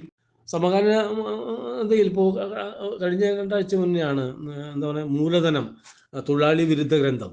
എന്തൊക്കെ രീതിയിലാണ് വാസ്തവത്തിൽ മൂലധനം വളരെ സങ്കീർണമായൊരു വിഷയമാണ്. എല്ലാവർക്കും അത്ര ഗഹനമാക്കാൻ കഴിയില്ലെങ്കിലും വളരെ ലളിതമായിട്ട് നമ്മെ ബോധ്യപ്പെടുത്താൻ പാഠ്യ ക്ലാസ്സിലും അധ്യാപകരായിട്ടും പിന്നെ ലളിതമായ വായനകളിലും ഒക്കെ നമുക്ക് മനസ്സിലാക്കാൻ കഴിയും. അതുകൊണ്ട് തന്നെ സമൂഹത്തിനകത്ത് ചൂഷണം അനുഭവിക്കുന്ന മനുഷ്യന്മാരെ മറികടക്കാൻ, അത് ചൂഷണം അനുഭവിക്കുന്ന മനുഷ്യന്മാരെ മറികടക്കുന്നതിനപ്പുറത്തേക്ക് എന്താണ് ഇതിൻ്റെ സാഹചര്യമെന്ന് പഠിക്കൽ കൂടിയാണ്. എന്തുകൊണ്ടാണ് ഇങ്ങനെ ചൂഷണം നടക്കുന്നത്, എന്താണ് കൂലി, എന്താണ് ഈ പറയുന്ന ലാഭം, ഈ ഇത്യാദി വിഷയങ്ങളെ സംബന്ധിച്ച് വളരെ കൃത്യമായിട്ട് അടയാളപ്പെടുത്തലാണ് അതിനകത്ത് നടക്കുന്നത്. അതുകൊണ്ട് അത് എങ്ങനെയാണ് തൊഴിലാളി വിരുദ്ധമായി തരിക? ഞാൻ പറഞ്ഞത് ഇപ്പോൾ കഴിഞ്ഞ ദിവസം കണ്ടൊരു വീഡിയോയിൽ BJPയുടെ ഒരു നേതാവ് കാസർഗോഡോ മറ്റോ കിറ്റ് കൊടുത്തതിനെ കുറിച്ച് കള്ളം പറയുന്നു. ആ കള്ളം മാധ്യമപ്രവർത്തകന് ചോദിച്ച് ക്ലിയർ ചെയ്യുന്നുണ്ട്. കള്ളം പറഞ്ഞുകൊണ്ടേയിരിക്കുന്നു എന്നതാണ്. അതുകൊണ്ട് ഇപ്പോഴും പറഞ്ഞുകൊണ്ടേയിരിക്കുന്നു, പ്രചരിപ്പിച്ചുകൊണ്ടേയിരിക്കുന്നു. മൂലധനം തൊഴിലാളി വിരുദ്ധ ഗ്രന്ഥമാണെന്ന് ഇപ്പോഴും പറഞ്ഞുകൊണ്ടേയിരിക്കുന്നു. ഇത് പറഞ്ഞുകൊണ്ടേയിരിക്കും. ഞാൻ പറഞ്ഞു വന്നത് കേരളത്തിനകത്തിൻ്റെ ഒരു ചരിത്രം എങ്ങനെയാണ്. ഇപ്പോൾ 1935 പാരീസിൽ വെച്ച്, ഇപ്പോൾ 2ാം ലോക മഹായുദ്ധത്തിൻ്റെ തുടക്ക ഘട്ടത്തിലാണ് ആ സമ്മേളനം നടക്കുന്നത്. അതിൻ്റെ യുദ്ധം കൊടുമ്പിരിക്കൊണ്ടിരിക്കുന്ന സമയത്താണ് ആ സമ്മേളനം നടക്കുന്നത്. ആ സമ്മേളനത്തിനകത്ത് ആളുകളൊക്കെ പങ്കെടുത്ത സാംസ്കാരിക നായകരും എഴുത്തുകാരൊക്കെ ചേർന്നുകൊണ്ട് യുദ്ധത്തിനും ഫാസിസത്തിനും എതിരായിട്ടുള്ള സമരത്തിൽ എഴുത്തുകാരും പങ്കെടുക്കേണ്ടതുണ്ട് എന്നത് ഒരു വലിയ സമ്മേളനത്തിന് ആഹ്വാനമായിരുന്നു. വാസ്തവത്തിൽ ആഹ്വാനം നമ്മുടെ ഇന്ത്യയിലും ഏറ്റെടുക്കണ്ടായി. 1936 ഇന്ത്യയിലും ലക്നൌവിൽ മറ്റോ വെച്ച് ഇന്ത്യയിലും അത് രൂപീകരിക്കേണ്ടായി. അത് മുൻഷി പ്രേംചന്ദും സജ്ജാദ് സഹീറും നേതൃത്വം കൊടുത്താണ് തുടങ്ങിയത്. 1937 കേരളത്തിലും അതിൻ്റെ ശാഖകൾ വന്നു. ഞാൻ പറയുന്നത് കേരളത്തിൻ്റെ ഒരു വർഗ സ്വഭാവം, ഒരു ഇടതുപക്ഷ സ്വഭാവം എങ്ങനെയോ രൂപപ്പെട്ട് വന്നു ചോദിച്ചാൽ, ആ കാലത്തിനകത്ത് ജീവിച്ച മനുഷ്യന്മാരുടെ യാതനകളെ മറികടക്കാനുള്ള ഒരു പ്രത്യാശാസ്ത്ര നിലപാടുകൾ രൂപപ്പെട്ട് വന്നിരുന്നു കേരളത്തിനകത്ത്. അത് രൂപപ്പെട്ട് ആണ് ഇപ്പോൾ 1939 കമ്മ്യൂണിസ്റ്റ് പാർട്ടി രൂപീകരിക്കുന്നതിലേക്ക് എത്തുന്നു. ഒരുപക്ഷെ ഇന്ത്യയിൽ എവിടെയും ഇന്ത്യൻ സ്വാതന്ത്ര്യ സമര ചരിത്രത്തിനകത്ത് നമ്മൾ അത്രയൊന്നും രക്തചൂഷിതമായ സമരങ്ങളെ നമുക്ക് കാണാൻ വേണ്ടി കഴിയില്ല. നമ്മുടെ 1921 അല്ലെങ്കിൽ പുന്നപ്ര വയലാർ, കാവുമ്പായി, ഇത്യാദി സമരങ്ങൾ പലപ്പോഴും ഇപ്പോൾ ഭഗത് സിംഗിൻ്റെയോ അല്ലെങ്കിൽ അതുമായി ബന്ധപ്പെട്ട അവരുടെയോ ചരിത്രത്തിനത് കേൾക്കാമെങ്കിലും, പക്ഷേ കേരളത്തിനകത്ത് നിരന്തരമായിട്ട് എന്താ പറയുക, സമ്പ്രദായത്തിനെതിരായിട്ടുള്ള ഫ്യൂഡൽ വ്യവസ്ഥയ്ക്കെതിരായിട്ടുള്ള സമരത്തിൻ്റെ വലിയൊരു മുന്നേറ്റം കേരളത്തിന് വളരെ സാധ്യമായിട്ടുണ്ട്. അതുകൊണ്ട് കേരളം ആ ഒരു ഇടതുപക്ഷ മനസ്സിലേക്ക് രൂപപ്പെട്ടു പോകുന്നുണ്ട്. ആ രൂപപ്പെട്ട മനസ്സിനെ എങ്ങനെയാണ് ഇല്ലാതെയാക്കാൻ ശ്രമിക്കുക എന്നാണ്. ഇപ്പോൾ മലയാള മനോരമ 57 EMS ഗവൺമെൻറ് പിരിച്ചുവിടാൻ നടത്തിയിട്ടുള്ള ശ്രമങ്ങൾ ശ്രമത്തിൻ്റെ പിറകിൽ ഉള്ള ശക്തികളെ കൃത്യമായിട്ട് അടയാളപ്പെടുന്നുണ്ട്. ഒരു പക്ഷേ നമുക്കിപ്പോൾ സമകാലീനം നോക്കിയാൽ എന്താണ് സിംഗൂരും നന്ദിഗ്രാമം എന്ന് നമുക്കിന്നറിയാം. ഒരു പക്ഷേ നമ്മുടെ വയൽക്കിളികൾ സമരം നടത്തുമ്പോൾ അവിടുത്തെ മണ്ണ് കൊണ്ടാണ് ആ സമരത്തെ കൊഴുപ്പിക്കാൻ നോക്കിയത്. ആ സമരം എന്തായിത്തീർന്നു എന്ന് നമുക്കറിയാം. അതുകൊണ്ട് തന്നെ ഈ സിംഗൂരും നന്ദിഗ്രാമിലും എന്താണ് നടന്നതെന്ന് കൃത്യമായിട്ട് അറിയാം. അതുകൊണ്ട് എവിടെയാണോ തളർച്ച, അത് പലപ്പോഴും കൃത്യമായിട്ട് ഈ കമ്മ്യൂണിസ്റ്റ് വിരുദ്ധ, പ്രതിരോധ വിരുദ്ധ, മനുഷ്യത്വ വിരുദ്ധ ശക്തികൾ എപ്പോഴും ലോകത്തെല്ലായിടത്തും നിരീക്ഷിച്ചുകൊണ്ടേയിരിക്കും. എവിടെയാണ് ദുർബലതയെന്നോ എവിടെയാണ് ദൗർബല്യമെന്നോ തിരിച്ചറിഞ്ഞ് അവിടെ പ്രഹരമേൽപ്പിക്കാൻ തയ്യാറായി നിൽക്കും. ഒരുപക്ഷെ ആ അവസ്ഥയിലാണ് അവിടുത്തെ പാർട്ടിക്കകത്ത് ഉണ്ടായിരുന്ന ചില ദൗർബല്യങ്ങളുണ്ട്. ഒപ്പം തന്നെ ഈ വിഷയത്തെ എങ്ങനെ ഉപയോഗപ്പെടുത്താം എന്നതാണ് സിംഗൂരും നന്ദിഗ്രാമും ഉപയോഗപ്പെടുത്തിയത്. അത് ഓരോ പ്രദേശങ്ങളിലും ആ രീതിയിലാണ്. എവിടെയൊക്കെയാണോ ഈ പ്രതിരോധം രാഷ്ട്രീയം ഉയർന്നു വരുന്നത് അവിടെയൊക്കെ എങ്ങനെയൊക്കെ പ്രചരിപ്പിക്കാം എന്ന് നമുക്കറിയാം. അപ്പോൾ വസ്തുത നമുക്കറിയാം എങ്ങനെയാണത് ബോധപൂർവം ഉണ്ടാക്കിയെടുത്ത ഒരു നാടകമായിരുന്നു നന്ദിഗ്രാമും സിംഗൂരും എന്നറിയാം. എല്ലായിടങ്ങളിലും ഇപ്പോൾ ഈ പറയുന്ന 57 ഗവൺമെൻറ്, വാസ്തവത്തിൽ 57 ഗവൺമെൻറ് സൃഷ്ടിച്ചെടുത്ത എല്ലാ മനുഷ്യർക്കും അന്നോളം ഈ കേരളത്തിനകത്ത് ജീവിച്ച മനുഷ്യന്മാർ അനുഭവിച്ച ദുരിത ഖണ്ഡങ്ങളെ മറികടക്കാനുള്ള ഒരു മരുന്നായി, പ്രത്യാശാസ്ത്രമായി, പ്രതീക്ഷയായിട്ടായിരുന്നു 1957 ഗവൺമെൻറ് വന്നത്. അത് തൊഴിലാളി വർഗത്തിൻ്റെ പ്രസ്ഥാനം എന്ന നിലക്ക് അതിനെ തൊഴിലാളി വർഗത്തോടാണ് എപ്പോഴും കീഴ്പ്പെട്ട് നിൽക്കുക. അതുകൊണ്ട് തന്നെ അവർക്ക് വേണ്ടിയാണ് ജീവിക്കുക. ആ ജീവിക്കുക എന്നതിൻ്റെ ഒരു നിലപാട് തന്നെ കൃത്യമായിട്ട് അടയാളപ്പെടുത്തിയിട്ടും അതിനെതിരായിട്ട് ഈ സാധാരണ മനുഷ്യന്മാരെ, ഈ കിരാള ജനതയെ ഈ എന്താ പറയുക, EMS ഗവൺമെൻറ് അതിനെ തിരിക്കാൻ വേണ്ടി ശ്രമിച്ചത് മലയാള മനോരമയും ആ മനോരമയും ബന്ധപ്പെട്ട് നിൽക്കുന്നതാണ്. അപ്പോൾ ഞാൻ നേരത്തെ പറഞ്ഞ അമേരിക്കൻ എങ്ങനെയാണ് ഇതിനകത്ത് ഇടപെട്ടത് എന്നത് നമുക്കറിയാം. ആ ഇടപെടാൻ പറ്റുന്ന വഴിയൊരുക്കിയത് ഈ പറയുന്ന മനോരമ അടക്കമുള്ള മാധ്യമങ്ങളാണ്. അതുകൊണ്ട് എവിടെയൊക്കെയാണോ ഈ സംവിധാനം കടന്നു വരുന്നത് അതിനെയൊക്കെ തന്നെ ഇല്ലാതെയാക്കാൻ വേണ്ടി ലോകത്തെല്ലായിടത്തും ശ്രമങ്ങൾ നടന്നുകൊണ്ടേയിരിക്കും. അതുകൊണ്ട് തന്നെ മാർക്സിസം ഇല്ലാതെയായി എന്ന് നിരന്തരമായിട്ട് പറഞ്ഞുകൊണ്ടേയിരിക്കും, കള്ളങ്ങളിലൂടെ പറഞ്ഞ് പ്രചരിപ്പിച്ചുകൊണ്ടേയിരിക്കും. വാസ്തവത്തിൽ ഞാൻ നേരത്തെ പറഞ്ഞതാണ്, മാർക്സിസത്തിന് ഒരിക്കൽ പോലും മരിക്കാനാവില്ല. കാരണം വർഗവൈരുദ്ധ്യങ്ങൾ നിലനിൽക്കുന്നിടത്ത് ആ വർഗവൈരുദ്ധ്യങ്ങൾ മൂർച്ഛിച്ച് ഈ രണ്ട് വർഗങ്ങൾ തമ്മിലുള്ള സംഘർഷത്തിനകത്തു നിന്നും ഉടലെടുക്കുന്ന വർഗരഹിത സമൂഹത്തെ സ്വപ്നം കാണുന്നവരാണ്. വർഗരഹിത സമൂഹത്തെ സ്വപ്നം കാണാത്തവർ ആരാണുള്ളത്? അവനവൻ്റെ ആവശ്യം അധ്വാനത്തിനനുസരിച്ച് അധ്വാനിക്കുകയും ശേഷിക്കനുസരിച്ച് അധ്വാനിക്കുകയും ആവശ്യത്തിനനുസരിച്ച് എടുക്കുകയും ചെയ്യാൻ കഴിയുന്ന ഒരു കാലം ഉണ്ടാകുന്നെങ്കിൽ ആരാണ് അതിനെതിരായി നിൽക്കുക? ലോകത്തിലെ ബഹുഭൂരിപക്ഷം വരുന്ന മനുഷ്യരും അതിനെ സ്വീകരിക്കും. എന്നാൽ അവർക്കിടയിലേക്ക് പല നിലകളിൽ ഇടപെടുന്നു. മാർക്സ് തന്നെ പറയുന്നത് ഈ എന്താ പറയുക, കറുത്ത തൊലിയിൽ അധ്വാനം, സ്വാതന്ത്ര്യം ഇതാണ് സ്തംഭിച്ച് നിൽക്കുമ്പോൾ വെളുത്ത തൊലിക്ക് സ്വാതന്ത്ര്യം സാധ്യമല്ല എന്ന് ഇതിൽ പറയുന്നുണ്ട്. ഈ കറുത്ത തൊലിയുടെ അധ്വാനം നിശ്ചലമായി നിഷ്ക്രിയമായി നിൽക്കുമ്പോൾ ഒരിക്കൽ പോലും വെളുത്ത തൊലിയുടെ സ്വാതന്ത്ര്യം അസാധ്യമാണെന്ന് മാർക്സ് നിരീക്ഷിക്കുന്നുണ്ട്. വാസ്തവത്തിൽ നമുക്കത് ആ വിഷയത്തെ ഇന്ത്യയിലേക്ക് കൊണ്ടുവന്നാൽ കൃത്യമായിട്ട് നമുക്കറിയാൻ വേണ്ടി കഴിയും എങ്ങനെയാണ് ലോകത്തിൻ്റെ നെറുകയിലേക്ക് കേരളം മാറുന്നത്. ഇന്ത്യയിൽ നമ്മുടെ പൂർവ്വകാല ചരിത്രത്തിലോ വർത്തമാനകാല ചരിത്രത്തിലോ ഒന്നും അടയാളപ്പെടുത്താൻ പറ്റാത്ത രീതിയിലേക്ക് കേരളം ഇത്രയേറെ മാറിപ്പോയത് എങ്ങനെയാണ് എന്നത് നോക്കിക്കാണാം. അതുകൊണ്ട് നാം ചെയ്തത് ഈ കറുത്ത തൊലിയുടെ തളച്ചിടപ്പെട്ട കറുത്ത തൊലിയുടെ സ്വാതന്ത്ര്യത്തെ കട്ടടിച്ചു വിട്ടു. അവരുടെ ചിന്തകൾ, അവരുടെ അധ്വാനശേഷി, അവരുടെ കായിക ശേഷി, ആ ശേഷികളെ മുഴുവൻ കട്ടടിച്ചു വിട്ട് അവർക്ക് സ്വതന്ത്രമായി വിഹരിക്കാൻ പറ്റുന്നൊരിടമൊരുക്കാൻ കേരളത്തിനായി എന്നതാണ്. ഇന്ത്യയിൽ അത് സാധ്യമല്ല. ഇനി ഒരിക്കൽ സാധ്യമല്ലാത്ത രീതിയിലേക്ക് സംഘപരിവാരം അതിനെ പാകപ്പെടുത്തുന്നുണ്ട്. അതുകൊണ്ട് ഇന്ത്യയിലേക്ക് നോക്കിയാൽ നമുക്ക് കാണാം എന്തുകൊണ്ടാണ് ഇന്ത്യ ഇപ്പോഴും ഈ എന്താ പറയുക, രാമൻ്റെയും ഈ പറയുന്ന സീതയുടെയും അല്ലെങ്കിൽ ഈ പറയുന്ന ഈ ഗണപതിയുടെയും ഒക്കെ ചുറ്റുവട്ടങ്ങളിൽ മാത്രം കെട്ടിപ്പടഞ്ഞ് നിൽക്കുന്നതിൻ്റെ കാര്യം എന്താണ്? ആ പറയുന്ന എന്താ പറയുക, ഈ കറുത്ത തൊഴിലധ്വാനത്തെ ഇന്നും തളച്ചിട്ടിരിക്കുന്നു. അവരെ കൂടുതലൊന്ന് വിടേണ്ടതുണ്ട്. അങ്ങനെ വിടുമ്പോഴാണ് അവരുടെ കായിക ശേഷി, ചിന്താശേഷി, അവരാകമാനം നടത്തുന്ന പ്രയത്നങ്ങളിലൂടെ ഈ മണ്ണിനെയും മനുഷ്യരെയും മുഴുവനെയും എന്താ സന്തോഷിപ്പിക്കാൻ കഴിയുന്ന ഒരു ഭൂമിക്ക് നിർമ്മിച്ചെടുക്കാൻ അവർക്ക് കഴിയും. അതിനുള്ള ശേഷിയുള്ള മനുഷ്യന്മാർ ഇന്ത്യയിലുണ്ട്. ലോകത്തിലെ ഏറ്റവും കൂടുതൽ ജനസംഖ്യയുള്ള ഒരു രാജ്യത്തിൻ്റെ പേര് കൂടിയാണ് ഇന്ത്യ എന്ന് പറയുന്നത്. ആ 145 കോടി മനുഷ്യന്മാരുടെയും ചിന്താശേഷിയും കായിക ശേഷിയെയും ഉപയോഗപ്പെടുത്തിക്കൊണ്ട് ഒരു വൈജ്ഞാനിക ലോകമായിട്ട് തീർക്കാൻ വേണ്ടി കഴിയും. ചൈന പുറത്ത് തീർക്കുന്ന ഒരു ലോകമുണ്ട്. ആർക്കും സ്വപ്നം പറ്റാത്ത രീതിയിലേക്ക് വലിയ ലോകം നിർമ്മിച്ചെടുക്കുന്നു. ലോകത്തിലെ ജനസംഖ്യയിൽ 2ാം സ്ഥാനത്ത് നിൽക്കുന്നവരാണ്. ചിന്താശേഷിയിലോ ഒക്കെ നമ്മൾ ആർഷഭാരതത്തിനകത്തും നമ്മുടെ ഈ പറയുന്ന വിശ്വാസ പ്രമാണങ്ങളിലൊക്കെ ഇതൊക്കെ എഴുതി വെച്ചിട്ടുണ്ടെന്ന് പറഞ്ഞിട്ട് അതിനെയൊന്നും തന്നെ പ്രാവർത്തികമാക്കാൻ പറ്റാതെ ഇന്നും നമ്മൾ നമ്മുടെ ഈ അധ്വാനശേഷിയും ചിന്താശേഷിയും തളച്ചിട്ടിരിക്കുന്ന അധ്വാനശേഷിയും ചിന്താശേഷിയും കെട്ടടിച്ച് വിടുമ്പോഴാണ് ഒരു രാജ്യവും അതിൻ്റെ പുരോഗതിയിലേക്ക് ഉന്നതികളിലേക്കും എത്തുക. നിർഭാഗ്യവശാൽ ഒരു ഭരണാധികാരിക്കും ഒരിക്കൽ പോലും അതിനാവാതെ പോകുന്നു. ഒരു ഭരണാധികാരിയും അത് ശ്രമിക്കാതെ പോകുന്നു. ഞാൻ നേരത്തെ പറഞ്ഞ ഈ കെട്ടടിച്ച് വിട്ടത് 957 GMS ഗവൺമെൻറ് കൊണ്ടുവന്ന ഈ ഭൂപരിഷ്കൃത നിയമം എന്നത് മനുഷ്യ സമൂഹത്തെ ആകമാനം വരിഞ്ഞു മുറുക്കിയ ചങ്ങലയെ കെട്ടടിച്ച് വിടുകയായിരുന്നു. വാസ്തവത്തിൽ ഭൂമി എന്ന് പറയുന്നത് ഒരാൾക്കും എന്താ പറയുക ജനിക്കുമ്പോൾ കൊണ്ടുവരുന്നതല്ല. ഭൂമി എന്ന് പറയുന്നത് പ്രകൃതിയിലുള്ള മുഴുവൻ ജന്തു ജീവജാലങ്ങൾക്കും അധിവസിക്കാനുള്ള ഭൂപ്രദേശമാണ്. അതൊരു ചെറു ന്യൂനപക്ഷം കൈയടക്കി വെച്ചിരിക്കുന്നു. അത് നിങ്ങൾക്ക് കൈയടക്കി വെച്ചിരിക്കാനതല്ല, എല്ലാ മനുഷ്യർക്കും അധിവസിക്കാനും ഉപയോഗിക്കാനുമുള്ള ഇടമാണ് ഭൂമി എന്ന് പറയുന്നത്. അതുകൊണ്ട് നിങ്ങൾക്ക് അർഹതപ്പെട്ട എത്രയാണോ അതെടുക്കുക, ബാക്കിയെല്ലാം സർക്കാരിൻ്റെ ആക്കുക എന്ന എന്താ പറയുക, മനുഷ്യനെ അടിമകളായിട്ട് ചങ്ങലയില്ലാതെ കെട്ടിയിട്ടിരുന്ന ഒരു കാലത്ത് നിന്നും ആ ചങ്ങലയെ മുഴുവൻ അറുത്തു മാറ്റാനാണ് കേരളം ശ്രമിച്ചത്. ഇന്ത്യയിൽ സംഭവിച്ചില്ല. ഇന്നും നിങ്ങൾ ഇന്ത്യയിലെ ഏത് ഇടങ്ങളിലേക്ക് നോക്കിയാൽ നമുക്കത് കാണാൻ പറ്റും. വാസ്തവത്തിൽ രാഷ്ട്രീയവൽക്കരണത്തിൻ്റെ പുതിയ രൂപമാണ് ഈ സാമൂഹ്യ മാധ്യമങ്ങളിൽ കാണുന്ന വീഡിയോകൾ. എല്ലാവരും അതുമാത്രം കണ്ടിരിക്കുന്നു, അതുമാത്രം കാണുന്നു, അതുമാത്രം കേൾക്കുന്നു, പിന്നെ മോദി പറയുന്നു, കേൾക്കുന്നു. ഇങ്ങനെയാണ് രാഷ്ട്രീയം വളരുന്നത്. നിങ്ങൾ ആ വീഡിയോ നടത്തുന്ന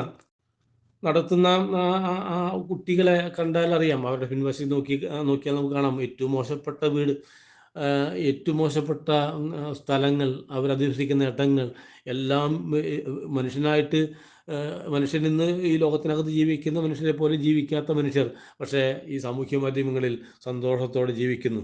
അത് കാണുന്നു, പിന്നെ മോദി പറയുന്നു, കേൾക്കുന്നു. രാഷ്ട്രീയവൽക്കരണത്തിൻ്റെ ഒരു പുതിയ തലമാണ്. അതുകൊണ്ട് നമ്മൾ മാർക്സിനെ ഓർക്കുമ്പോൾ മാർക്സിനെ കുറിച്ച് ആലോചിക്കുക എന്ന് പറഞ്ഞാൽ കാലത്തിൻ്റെ യാതനകളെ തിരിച്ചറിയുക എന്നാണ്. മാർക്സിൻ്റെ എന്താ പറയുക, മാർക്സിസം എന്ന് പറയുന്ന സൈദ്ധാന്തിക മനുഷ്യനുമപ്പുറത്തേക്ക് അദ്ദേഹം കലാധിപത്യമായി നിർമ്മിക്കപ്പെട്ടിട്ടുള്ള ഈ സിദ്ധാന്തത്തെ പ്രയോഗത്തിൽ കൊണ്ടുവരാനുള്ള നമ്മുടെ കാലിക ജീവിതത്തിൻ്റെ സാഹചര്യങ്ങളെ വിലയിരുത്തിക്കൊണ്ട് നടത്തേണ്ടത് നമ്മുടെ പാർട്ടി തന്നെ പറയുന്നുണ്ട്, EMS പറയുന്നുണ്ട്. ഒരുപക്ഷെ എൻ്റെ ഈ കാലത്ത് വിപ്ലവം നടക്കുന്നു ഒന്നും ഞാൻ പറയുന്നില്ല. ഒരുപക്ഷെ എൻ്റെ അപ്പുറത്ത് നിൽക്കുന്ന പുതിയ തലമുറയുടെ കാലത്ത് നടക്കുമോ എന്നും പറയാൻ പറ്റില്ല. പക്ഷേ അത് നടക്കാതെ തരമില്ല എന്നുള്ളതാണ്. വർഗവൈരുദ്ധ്യങ്ങൾ നിരന്തരമായിട്ട് സംഘടനത്തിൽ ഏർപ്പെടുക തന്നെ ചെയ്യും. വാസ്തവത്തിൽ വർഗവൈരുദ്ധ്യത്തിനെ അത്ര കാലമൊന്നും കൊണ്ടുപോകാൻ കഴിയില്ല. ഒരുപക്ഷെ മുതലാളിത്തം അതിനെ മറികടക്കാനുള്ള എന്താ പറയുക ചെറിയ ചെറിയ ജാലവിദ്യകളെ കൊണ്ടുവരുമെങ്കിലും മനുഷ്യനും മുതലാളിത്തവും തൊഴിലാളി വർഗം തമ്മിലുള്ള സംഘർഷം നിരന്തരമായി നടന്നുകൊണ്ടിരിക്കും. അതുകൊണ്ട് EMS പറഞ്ഞതുപോലെ ഏതെങ്കിലും കാലത്ത് വരും. വരുന്ന കാലത്ത് സജീവമായിട്ട് ഇടപെട്ട് നിൽക്കേണ്ടതുണ്ടെന്നാണ് മാർക്സിസം നമ്മൾ നിരന്തരമായി പറഞ്ഞുകൊണ്ടേയിരിക്കുന്നത്. ഒരു വിഷയം കൂടി നമുക്ക് പറഞ്ഞാൽ കുറേ ആയി തോന്നല്ലേ, പറയുകയാണെങ്കിൽ ഇങ്ങനെ പറഞ്ഞുകൊണ്ടേയിരിക്കാം. വാസ്തവത്തിൽ ഒരു വിഷയം കൂടി പറഞ്ഞാൽ അവസാനിക്കുന്നു മാർക്സിനെ കുറിച്ചുള്ള ഇതിൽ. അപ്പോൾ മാർക്സ് ഈ പാരിസ്ഥിതിക വിഷയത്തെ സംബന്ധിച്ചുള്ള കാര്യത്തിനകത്ത് മാർക്സ് കൃത്യമായിട്ട് പറയുന്നുണ്ട്. ഇപ്പോൾ ഈ ഭൂമി എന്ന് പറയുന്നത് ആരുടെയും സ്വന്തമല്ല, നാം ആരും ഈ ഭൂമിക്ക് അവകാശികളല്ല എന്ന് തന്നെ പറയുന്നത്. നാം ഇവിടത്തേക്ക് കുടിപാർപ്പുകാരെന്നാണ് മാർക്സ് പറയുന്നത്. വാസ്തവത്തിൽ ആ ഒരു കാഴ്ച ആ പറയുന്ന വർത്തമാനങ്ങളെ വളരെ ഗൗരവമായിട്ട് പറയുന്നൊരു കാര്യമാണ്. ആ ഗൗരവമായിട്ട് പറയുന്ന വിഷയത്തെ എങ്ങനെ മറികടക്കാം എന്നുള്ളതാണ്. കാരണം പ്രകൃതി എന്ന് പറയുന്നത് നിരന്തരമായി ചൂഷണത്തിന് വിധേയപ്പെടുന്നു. മാർക്സിൻ്റെ കാലത്ത് 19ാം നൂറ്റാണ്ടിലും നമ്മൾ ഓസോൺ പാളികളെ സംബന്ധിച്ചുള്ള ഒരു ആകുലതകൾ നമ്മൾ പങ്കുവയ്ക്കാറില്ല. നമുക്കത് ആ 19 ജീവിച്ചിരുന്ന മനുഷ്യന്മാരുടെ ആകുലതകളായിരുന്നില്ല അതൊന്നും. അല്ലെങ്കിൽ ഈ പറയുന്ന കാലാവസ്ഥ വ്യതിയാനത്തിൻ്റെ, കടലിൻ്റെ, നമ്മുടെ മഴക്കാടുകളുടെ ഈ വ്യതിയാനങ്ങളെക്കുറിച്ചൊന്നും അന്ന് അവർ ആശങ്കപ്പെടേണ്ടതില്ലായിരുന്നു. ഇന്ന് അത് ആശങ്കപ്പെടുന്നു. അതാരായിരിക്കും? ഈ നിസ്സരായിട്ടുള്ള സാധാരണപ്പെട്ട തൊഴിലാളികളാണോ നടത്തിയത്, അതോ മുതലാളിമാരാണോ എന്നുള്ളതാണ്. വാസ്തവത്തിൽ അത്യന്തമായിട്ട് ആ ചോദ്യം കൃത്യമായിട്ട് ചെല്ലുന്നത് ഇവരുടെ ഈ കാണുന്ന ലോകത്തെമ്പാടുമുള്ള സമ്പത്തിൻ്റെ 51% കൈയടക്കി വെച്ചിരിക്കുന്ന ഈ ചെറു ന്യൂനപക്ഷം, ലോകത്തെമ്പാടുമുള്ള മനുഷ്യർക്കിടയിലെ 1% കയ്യിലാണ് ഈ സമ്പത്ത് മുഴുവൻ. ഈ ഒരു ശതമാനം പേരിലേക്ക് ഈ സമ്പത്ത് എങ്ങനെയാണ് കുമിഞ്ഞുകൂടുന്നത് എന്ന് പറഞ്ഞാൽ രണ്ട് കാര്യങ്ങളാണ്. ഒന്ന്, മനുഷ്യാധ്വാനത്തെ ഏറ്റവും വില കുറച്ചതായിട്ട് കാണുകയും ഏറ്റവും വില കുറച്ച് അവരുടെ അധ്വാനം മേടിക്കുകയും അതിലൂടെ ഉയർന്ന കൊള്ളലാഭവും ഒപ്പം തന്നെ പ്രകൃതിയെ കുത്തിക്കവർന്ന് ലാഭമാക്കി തീർക്കുന്നു.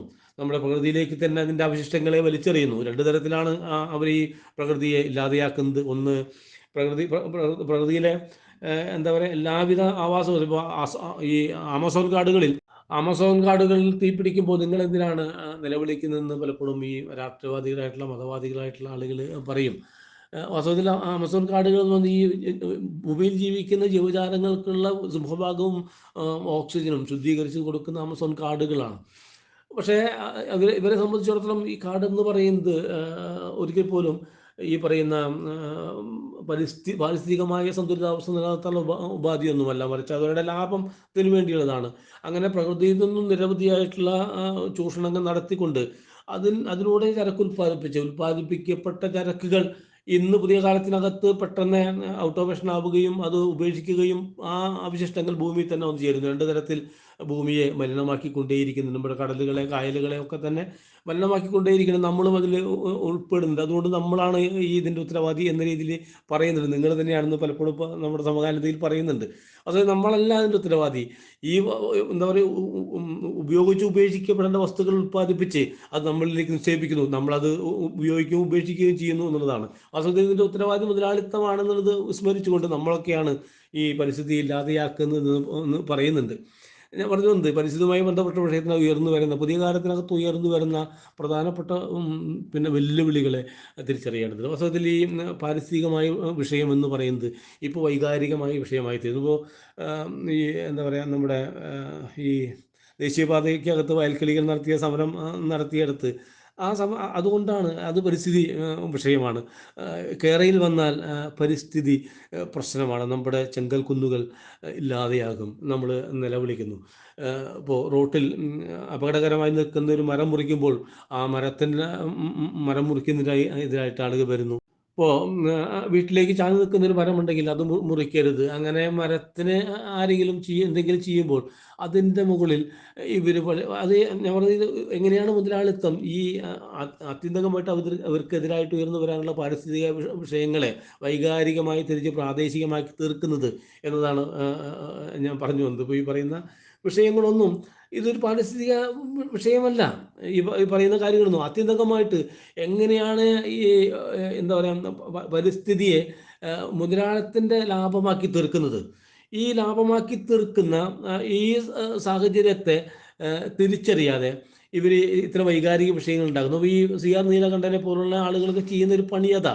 അതായത് ഇവർ ഈ പാരിസ്ഥിതികമായിട്ടുള്ള നമ്മുടെ പ്രകൃതിക്ക് ഉണ്ടാകുന്ന ഏറ്റവും അഗാധമായിട്ടുള്ള എന്താ പറയുക, പ്രത്യാഘാതങ്ങളെക്കുറിച്ചുള്ള ആശങ്കയൊന്നും പങ്കുവയ്ക്കാതെ ഈ പ്രാദേശികമായിട്ട് വരുന്ന ചെറിയ ചെറിയ കാര്യങ്ങൾക്കകത്ത് ഇതാണ് പാരിസ്ഥിതിക പ്രശ്നം, ഇവരൊക്കെ ഇപ്പം പരിസ്ഥിതിക്കെതിരായിട്ട് നിൽക്കുന്നവരാണ് എന്ന് ഇവരെ വരുത്തി തീർക്കുകയും ഈ പറയുന്ന ഭൂമി എന്ന് പറയുന്ന ഈ ജൈവ സമൂഹത്തെ ആകമാനം ഇല്ലാതെയാക്കാൻ ശ്രമിക്കുന്ന വൻകിട കോർപ്പറേറ്റ് കുത്തകളെ കാണാതിരിക്കുകയും ചെയ്യുന്ന രീതിയുണ്ട്. അത് ഒരു വശം. ഇപ്പോൾ സ്ത്രീകളുടെ അതിക്രമത്തെ സംബന്ധിച്ച് ആലോചനയ്ക്കകത്ത് സ്ത്രീപക്ഷവാദികൾ വരുന്നു, സ്ത്രീകളുടെ കൂട്ടായ്മ ഉണ്ടാകുന്നു, സ്ത്രീപക്ഷവാദികൾ വരുന്നു. അവർ വന്നിട്ട് പറയുന്നത് സ്ത്രീകൾക്കെതിരെ അതിക്രമം നടക്കുന്നു, ഭരണകൂട ഭീകരതയാണ്, അതാണ് ഇതാണ്. അതിൽ അത്യന്തികമായിട്ട് എങ്ങനെ സാധ്യമാകുന്നു? സ്ത്രീകൾക്കെതിരെ അതിക്രമങ്ങളുടെ യഥാർത്ഥ കാരണങ്ങൾ മറച്ചു വെച്ചുകൊണ്ട് അതിനെയും വൈകാരികമായി തീർക്കുന്നതാണ്. വാസ്തവത്തിൽ എന്താണ് വിഷയം? ഇപ്പോൾ മനുഷ്യന്റെ സ്വാഭാവികമായിട്ടുള്ള രതി അനുഭവങ്ങളുണ്ട്. ഈ സ്വാഭാവികമായിട്ട് രതി അനുഭവങ്ങളെ വ്യവസ്ഥയും ആചാരങ്ങളും ചേർത്ത് വെച്ച് അതിനെ ഇല്ലാതെയാക്കുന്നു. ആ സ്വാഭാവികമായ ഒഴുക്കിനില്ലാതെയാക്കുന്നു. അത് തടഞ്ഞു വയ്ക്കുന്നു, പരിമിതപ്പെട്ട രീതിയിൽ വിതരണം ചെയ്യുന്നു. അതുകൊണ്ട് കാലങ്ങളായിട്ട് മനുഷ്യൻ ഏത് കാലത്തും അങ്ങനെയാണ്. മനുഷ്യൻ എന്ന് പറയുന്നത് ഇര തേടിയും ഇണ ചേർന്നും മാത്രം ജീവിച്ചവരാണ്. ഇന്നീ കാണുന്ന ആർഭാടങ്ങളെയും ആചാരങ്ങളെയും ഈ എന്താ പറയുക, കെട്ടുപാടുകൾക്കകത്തൊന്നും ജീവിച്ച മനുഷ്യരല്ല. അവർ സ്വാഭാവികമായിട്ടുള്ള പ്രകൃതിയിലെ മറ്റ് എല്ലാ ജീവജാലങ്ങളും ചെയ്യുന്ന അതേ രീതിയിൽ ഇണചേർന്നും ഇരപിടിച്ചും ജീവിച്ച മനുഷ്യരാണ്. അങ്ങനെ സ്വാഭാവികമായിട്ടുള്ള അവരുടെ ജീവിത സംവിധാനങ്ങളിലേക്കോ സമ്പ്രദായങ്ങളിലേക്കോ പുതിയ സാമ്പ്രദായിക രീതി കൊണ്ടുവരുന്നു. അപ്പോൾ അത് ചെയ്തുകൂടാ, ഇത് ചെയ്തുകൂടാ, അങ്ങോട്ട് നോക്കിക്കൂടാ, അങ്ങനെ എന്താ പറയുക, ഞാൻ പറയുന്നത് പലപ്പോഴും ഇപ്പോൾ ചൈനക്കാർ ഇപ്പോൾ കണ്ടെത്തിയൊരു മാർഗം കൂടുതലും വൈവാഹികരാകാത്ത യുവാക്കളുടെ എണ്ണം പെരുകുന്നു. അവർക്ക് ആവശ്യമായിട്ടുള്ള ലൈംഗിക വസ്തുക്കൾ ഉൽപ്പാദിപ്പിക്കുന്ന തിരക്കിലാണവർ. ഞാൻ പറഞ്ഞത് ഇത് ഇത് ലോകത്തിൽ നിലനിൽക്കുന്ന സാഹചര്യമാണ്. ഈ നിലനിൽക്കുന്ന ഈ സാഹചര്യങ്ങളെയൊക്കെ മറച്ചു പിടിച്ചുകൊണ്ട് ആളുകൾ ക്രൂരായിത്തീരുന്നു, ആളുകൾ ആക്രമിക്കുന്നു എന്നത് പറയാണ്. മനുഷ്യൻ്റെ സ്വാഭാവികമായിട്ടുള്ള ആവാസ വ്യവസ്ഥകൾക്കകത്തേക്ക് പല നിലകളിലുള്ള തടസ്സങ്ങൾ കൊണ്ടുവന്ന് അതിനെ പരിഹരിക്കാതെ, അത് കാണാതെ ഇതാണ് പ്രശ്നമെന്ന് പറഞ്ഞ് അവതരിപ്പിക്കുന്നു. ഇനിയിപ്പോൾ ഈ ദളിതരുടെ വിഷയം എടുക്കാം. ദളിതർ തീർച്ചയായിട്ടും ഇപ്പോൾ ദളിതരെ കുറിച്ച് അംബേദ്കർ കൃത്യമായിട്ട് പറഞ്ഞിട്ടുണ്ട്. അപ്പോൾ അംബേദ്കറെയും മാർക്സിനെയും ഒരുമിച്ച് നിർത്തിക്കൂടാന്ന് നിർബന്ധം പിടിക്കുന്നവരാണ് അംബേദ്കറിസ്റ്റുകൾ എന്ന് പറയുന്ന ഒരു വിഭാഗം. അതൊരു വലിയ തമാശയാണ്. അവരും പറയുന്നത് ഇത് തന്നെയാണ്. വാസ്തവത്തിൽ ഇതൊക്കെ നടക്കുന്നത് എല്ലാം ഈ മുതലാളിത്തവുമായി ചേർത്ത് വെക്കാതെ ഒരു കാര്യം നടക്കുന്നില്ല. മുതലാളിത്തമാണ് ഇതിന് പിറകിലൊക്കെ എന്നുള്ളതാണ് മാർക്സിൻ്റെ ചരിത്ര വായന. അത് മാർക്സിൻ്റെ കേവലമായ ചരിത്ര വായനയല്ല, വസ്തുതകൾ അതാണ്. വാസ്തവത്തിൽ ഈ ദളിതുകളുടെ പ്രശ്നം എന്താണ്, അത് ഇവിടെ കൃത്യമായിട്ട് പരിശോധിക്കപ്പെട്ട വിഷയമാണ്. വാസ്തവത്തിൽ ഈ സണ്ണിയം കമ്പിക്കാരനെ പോലുള്ള ആളുകളൊക്കെ വളരെ പുച്ഛത്തോടെയാണ് സോഷ്യലിസം, കമ്മ്യൂണിസം എന്നൊക്കെ പറയുന്നത് വളരെ പുച്ഛത്തോട് നോക്കി കാണുന്ന ഒരാളാണ്. അതിനകത്ത് പറയുന്ന ആശയങ്ങൾ, എന്തുകൊണ്ട് മനുഷ്യൻ ഇങ്ങനെ എന്ന ചോദ്യത്തിനുള്ള ഉത്തരങ്ങൾ അതിൽ അന്വേഷിക്കുന്നു. ആ ചോദ്യങ്ങൾക്ക് ഉത്തരത്തിനകത്ത് സംവാദങ്ങളാകാം, അതിലെ പരിമിതികളുടെ പരിഹരിക്കാൻ സംവാദങ്ങളൊക്കെ ആകാം. പക്ഷേ ഇതങ്ങനെയൊന്നുമില്ല. അപ്പാടെ റദ്ദ് ചെയ്യുന്ന ഒരാളാണ് ഈ സണ്ണിയം കമ്പിക്കാട്. കമ്പിക്കാടാണ് ആ ദളിത് ആക്ടിവിസ്റ്റ് എന്ന നിലയ്ക്കെല്ലാം അവരെയൊക്കെ അഭിസംബോധന യോഗ്യനായ ഒരാൾ കൂടിയാണെന്നതാണ് എൻ്റെ അപകടം. അതുകൊണ്ട് അദ്ദേഹം ഇതിനെ വളരെ പുച്ഛത്തോടു കൂടി കാണുന്നു. അതുകൊണ്ട് ഇന്ത്യയിലെ പ്രശ്നമെന്ന് പറയുന്നത് ബ്രാഹ്മണിക്കൽ വ്യവസ്ഥയാണ് ഈ ദളിതരുടെ പ്രശ്നം എന്നാണ്. വാസ്തവത്തിൽ എന്താണ് ബ്രാഹ്മണിക്കൽ വ്യവസ്ഥയുടെ ഒരു കാര്യം എന്ന് ചോദിച്ചാൽ, ഈ ജാതി എന്ന് പറയുന്നത് വലയിതമായ ഒരു വർഗമാണ്. ജാതി എന്ന് പറയുന്നത് ഈ എന്താ പറയുക, അടിയളന്ന് മാറ്റി നിർത്തുന്ന ഒരു വ്യവസ്ഥയുടെ പേരാണല്ലോ. എന്താ പറയുക, തൊഴിലുകൊണ്ട് വിഭജിക്കപ്പെട്ട ഒരു വിഭാഗം കൂടിയാണ് ദളിതർ. എന്തുകൊണ്ടാണ് ഇങ്ങനെ വിഭജിക്കപ്പെടുന്നത്? വാസ്തവത്തിൽ ജാതിയുടെ ഒരു പ്രധാനപ്പെട്ട ഘടകം എന്താ പറയുക, ഏറ്റവും കുറഞ്ഞ മർദ്ദം ഉപയോഗിച്ച് ഏറ്റവും കൂടുതൽ ലാഭം കൊയ്യാൻ വേണ്ടി കഴിയും. ജാതിയുടെ പ്രത്യേകത അതെയാണ്. ജാതിയെ നോക്കിയിട്ട് ജാതികൾ ഏറ്റവും താഴ്ന്നു നിൽക്കുന്നവർ 24 മണിക്കൂറും പണി ചെയ്യണമെന്ന് പറഞ്ഞാൽ അവർ ചെയ്യും. കാരണം അവർക്ക് അപ്പുറത്ത് വേറെ വഴികൾ അറിയില്ല. ഇപ്പോൾ എന്താ പറയുക, കെ എൻ കുഞ്ഞാമെന്ന് പറഞ്ഞ പോലെ അവരേത് കാലത്തും ചേറിലും ചെയ്ത്തിലുമാണ്. അവരുടെ നിയോഗം അതാണ് ബ്രാഹ്മണ്യം അവരെ പറഞ്ഞു പഠിപ്പിച്ചിരിക്കുന്നത്. ബ്രാഹ്മണ്യം എന്ന് പറയുന്നത് പൗരോഹിത്യമാണ്. പൗരോഹിത്യം എന്ന് പറഞ്ഞാൽ ബ്രാഹ്മണ്യം മാത്രമല്ല, എല്ലാ പൗരോഹിത്യവും പറഞ്ഞുകൊണ്ടിരുന്നതേ അത് തന്നെയാണ്. അതുകൊണ്ട് പൗരോഹിത്യം എന്ന് പറയുന്നത് ദൈവത്തിൻ്റെ പ്രതിപുരുഷന്മാരാണ്. ആ പ്രതിപുരുഷന്മാർ പറയുന്നതാണ് വേദം, ആ വേദവാക്യം. അതുകൊണ്ട് അത് നിങ്ങൾ കേൾക്കണം. നിങ്ങൾ പൂർവ്വകാലങ്ങളിൽ പാപം ചെയ്തിരിക്കുന്നു, അതുകൊണ്ട് നിങ്ങൾ ഈ കാലത്ത് ഞങ്ങൾക്ക് വേണ്ടി പണിയെടുക്കുക, അടുത്ത ജന്മം നിങ്ങൾക്ക് പാപമോക്ഷം കിട്ടും എന്ന് പറയുന്നു. ഇതൊക്കെ ജാതി ജീവിതങ്ങൾക്കകത്ത്, ജാതി വർഗ ഘടകത്തിനകത്ത് വന്നു ചേരുന്ന പ്രധാനപ്പെട്ട കാര്യങ്ങളാണ്. ഇതിനകത്തുള്ള പ്രധാനപ്പെട്ട വിഷയം ഇത് തന്നെയാണ്. ഏറ്റവും കുറഞ്ഞ മർദ്ദം ഉപയോഗിച്ചുകൊണ്ട്, ഏറ്റവും കുറഞ്ഞ സമ്മർദ്ദം ഉപയോഗിച്ചുകൊണ്ട് ഏറ്റവും കൂടുതൽ ലാഭം കൊയ്യാൻ വേണ്ടി കഴിയും ഈ ദളിതരായിട്ട് ആളുകൾ. ഇതിൻ്റെ പിറകിൽ പ്രവർത്തിക്കുന്ന മുതലാളിത്ത താല്പര്യങ്ങളാണെന്നുള്ളതാണ്. ഈ മുതലാളിത്ത താല്പര്യങ്ങളാണ് ഇതിനകത്ത് പ്രവർത്തിക്കുന്നത് കാണാതെ ഇന്ത്യയിലെ ബ്രാഹ്മണ്യവും സംഘപരിവാരും മാത്രമാണ് ഇതിനകത്ത്. ഇവരൊക്കെ ഇതിനകത്ത് ഇടപെടുന്നുണ്ട്, ഇവരൊക്കെ ഇതിനകത്ത് പ്രവർത്തിക്കുന്നുണ്ട്. ആത്യന്തികമായിട്ട് ഇതിൻ്റെ ഒരു മൂർത്തമായ രൂപം മുതലാളിത്തമാണ് എന്ന വസ്തുത തിരിച്ചറിയാതെ ആ മുതലാളിത്തമാണ് ഈ കാണുന്ന പ്രശ്നങ്ങളുടെ ഉത്തരവാദി എന്ന് പറയുന്ന കമ്മ്യൂണിസ്റ്റുകളെ, മാർക്സിസ്റ്റുകളെയൊക്കെ തന്നെ അകറ്റി നിർത്തി. അംബേദ്കർ എന്ന് പറയുന്നത് ഈ മാർക്സിസവും മറ്റേ അംബേദ്കറും എന്ന് പറയുന്നത് ഒരിക്കൽ പോലും ചേരാത്ത ഒന്നാണെന്നും ചേർന്ന് നിൽക്കാൻ പാടില്ലാത്തതാണെന്നും വെള്ളം കയറാത്ത അറകളിലായി നിൽക്കണമെന്നൊക്കെ അഡ്യം പിടിക്കുന്നവരായിട്ട് ഈ ആക്ടിവിസ്റ്റുകൾ മാറുന്നത്. ഞാൻ പറഞ്ഞു വന്നത് ഇതൊന്നും കേവലമായിട്ടുണ്ടാകുന്നില്ല. എവിടെയൊക്കെയോ വാസ്തവത്തിൽ മുതലാളിത്തത്തിനെതിരായിട്ടുള്ള കരുത്തുറ്റ ശക്തമായിട്ടുള്ള ചെറുത്തുനിൽപ്പ് ലോകത്തെല്ലായിടത്തും ഉയർന്നു വരേണ്ടതാണ്. ലോകത്തെല്ലാ മനുഷ്യന്മാരും അനുഭവിക്കുന്ന ഒരേ യാതനകളാണ്. ആ യാതനകളുടെ മൂലകാരണം മുതലാളിത്തമാണ് എന്ന കാര്യത്തിൽ തർക്കമില്ല. എന്നാൽ മുതലാളിത്തത്തിനായിട്ട് സംഘടിതമായിട്ട് ഒരുമിച്ച് നിൽക്കാൻ പറ്റുന്ന രീതിയിലേക്ക് മാറാതിരിക്കാൻ വേണ്ടി ഈ പറയുന്ന, ഞാൻ നേരത്തെ പറഞ്ഞ പരിസ്ഥിതി വിഷയവുമായി ബന്ധപ്പെട്ട രീതിയിൽ, അല്ലെങ്കിൽ ഈ പറയുന്ന ദളിത് ആക്ടിവിസ്റ്റുകളുമായി ബന്ധപ്പെട്ട രീതിയിൽ, സ്ത്രീവാദങ്ങളുമായി ബന്ധപ്പെട്ട്, സ്ത്രീവാദമൊക്കെ വളരെ കൃത്യമായിട്ട് അഡ്രസ് ചെയ്ത ഒരു പ്രസ്ഥാനത്തിൻ്റെ പേരാണ് മാർക്സിസ്റ്റ് പ്രസ്ഥാനം എന്ന് പറയുന്നത്. അതൊക്കെ ഏതൊക്കെ രീതിയിൽ അഡ്രസ്സ് ചെയ്യണം. ഇപ്പോൾ സ്ത്രീകളുടെ തൊഴിലുമായി ബന്ധപ്പെട്ട വിഷയത്തിനകത്ത് എന്താ പറയുക, പലവിധ പദവികൾ നൽകി അവരെ 24 മണിക്കൂർ പണിയെടുക്കുന്നവരാക്കി തീർക്കുന്നു. ഒരിക്കൽ പോലും ശമ്പളം കൊടുക്കേണ്ടതില്ല. ആ അർത്ഥത്തിൽ മുതലാളിത്തം കൊയ്യുന്ന ലാഭത്തിൻ്റെ ഒരു കണക്ക് ഓക്സ്ഫാം ഈ അടുത്ത കാലത്ത് പുറത്തുവിട്ടിട്ടുണ്ട്.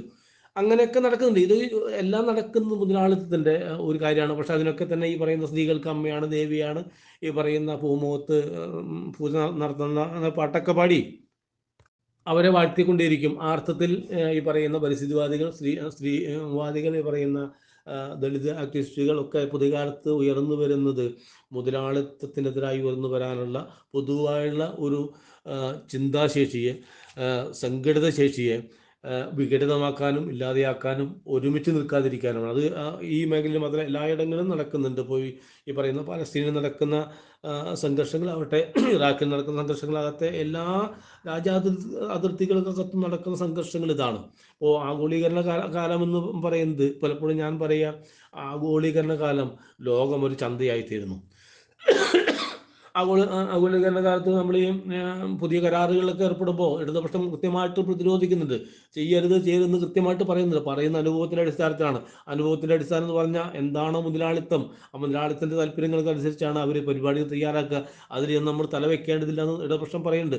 പക്ഷേ ഒരിക്കൽ പോലും ചെവിക്കൊണ്ടില്ല. ഇപ്പോൾ ഇന്ത്യയുടെ ഇന്നത്തെ അവസ്ഥ അതുതന്നെയാണ്. ഇപ്പോൾ പുതിയൊരു കരാറിൽ പോലും ഇപ്പോൾ ഏർപ്പെട്ടിട്ടുണ്ട് മോദി സർക്കാർ.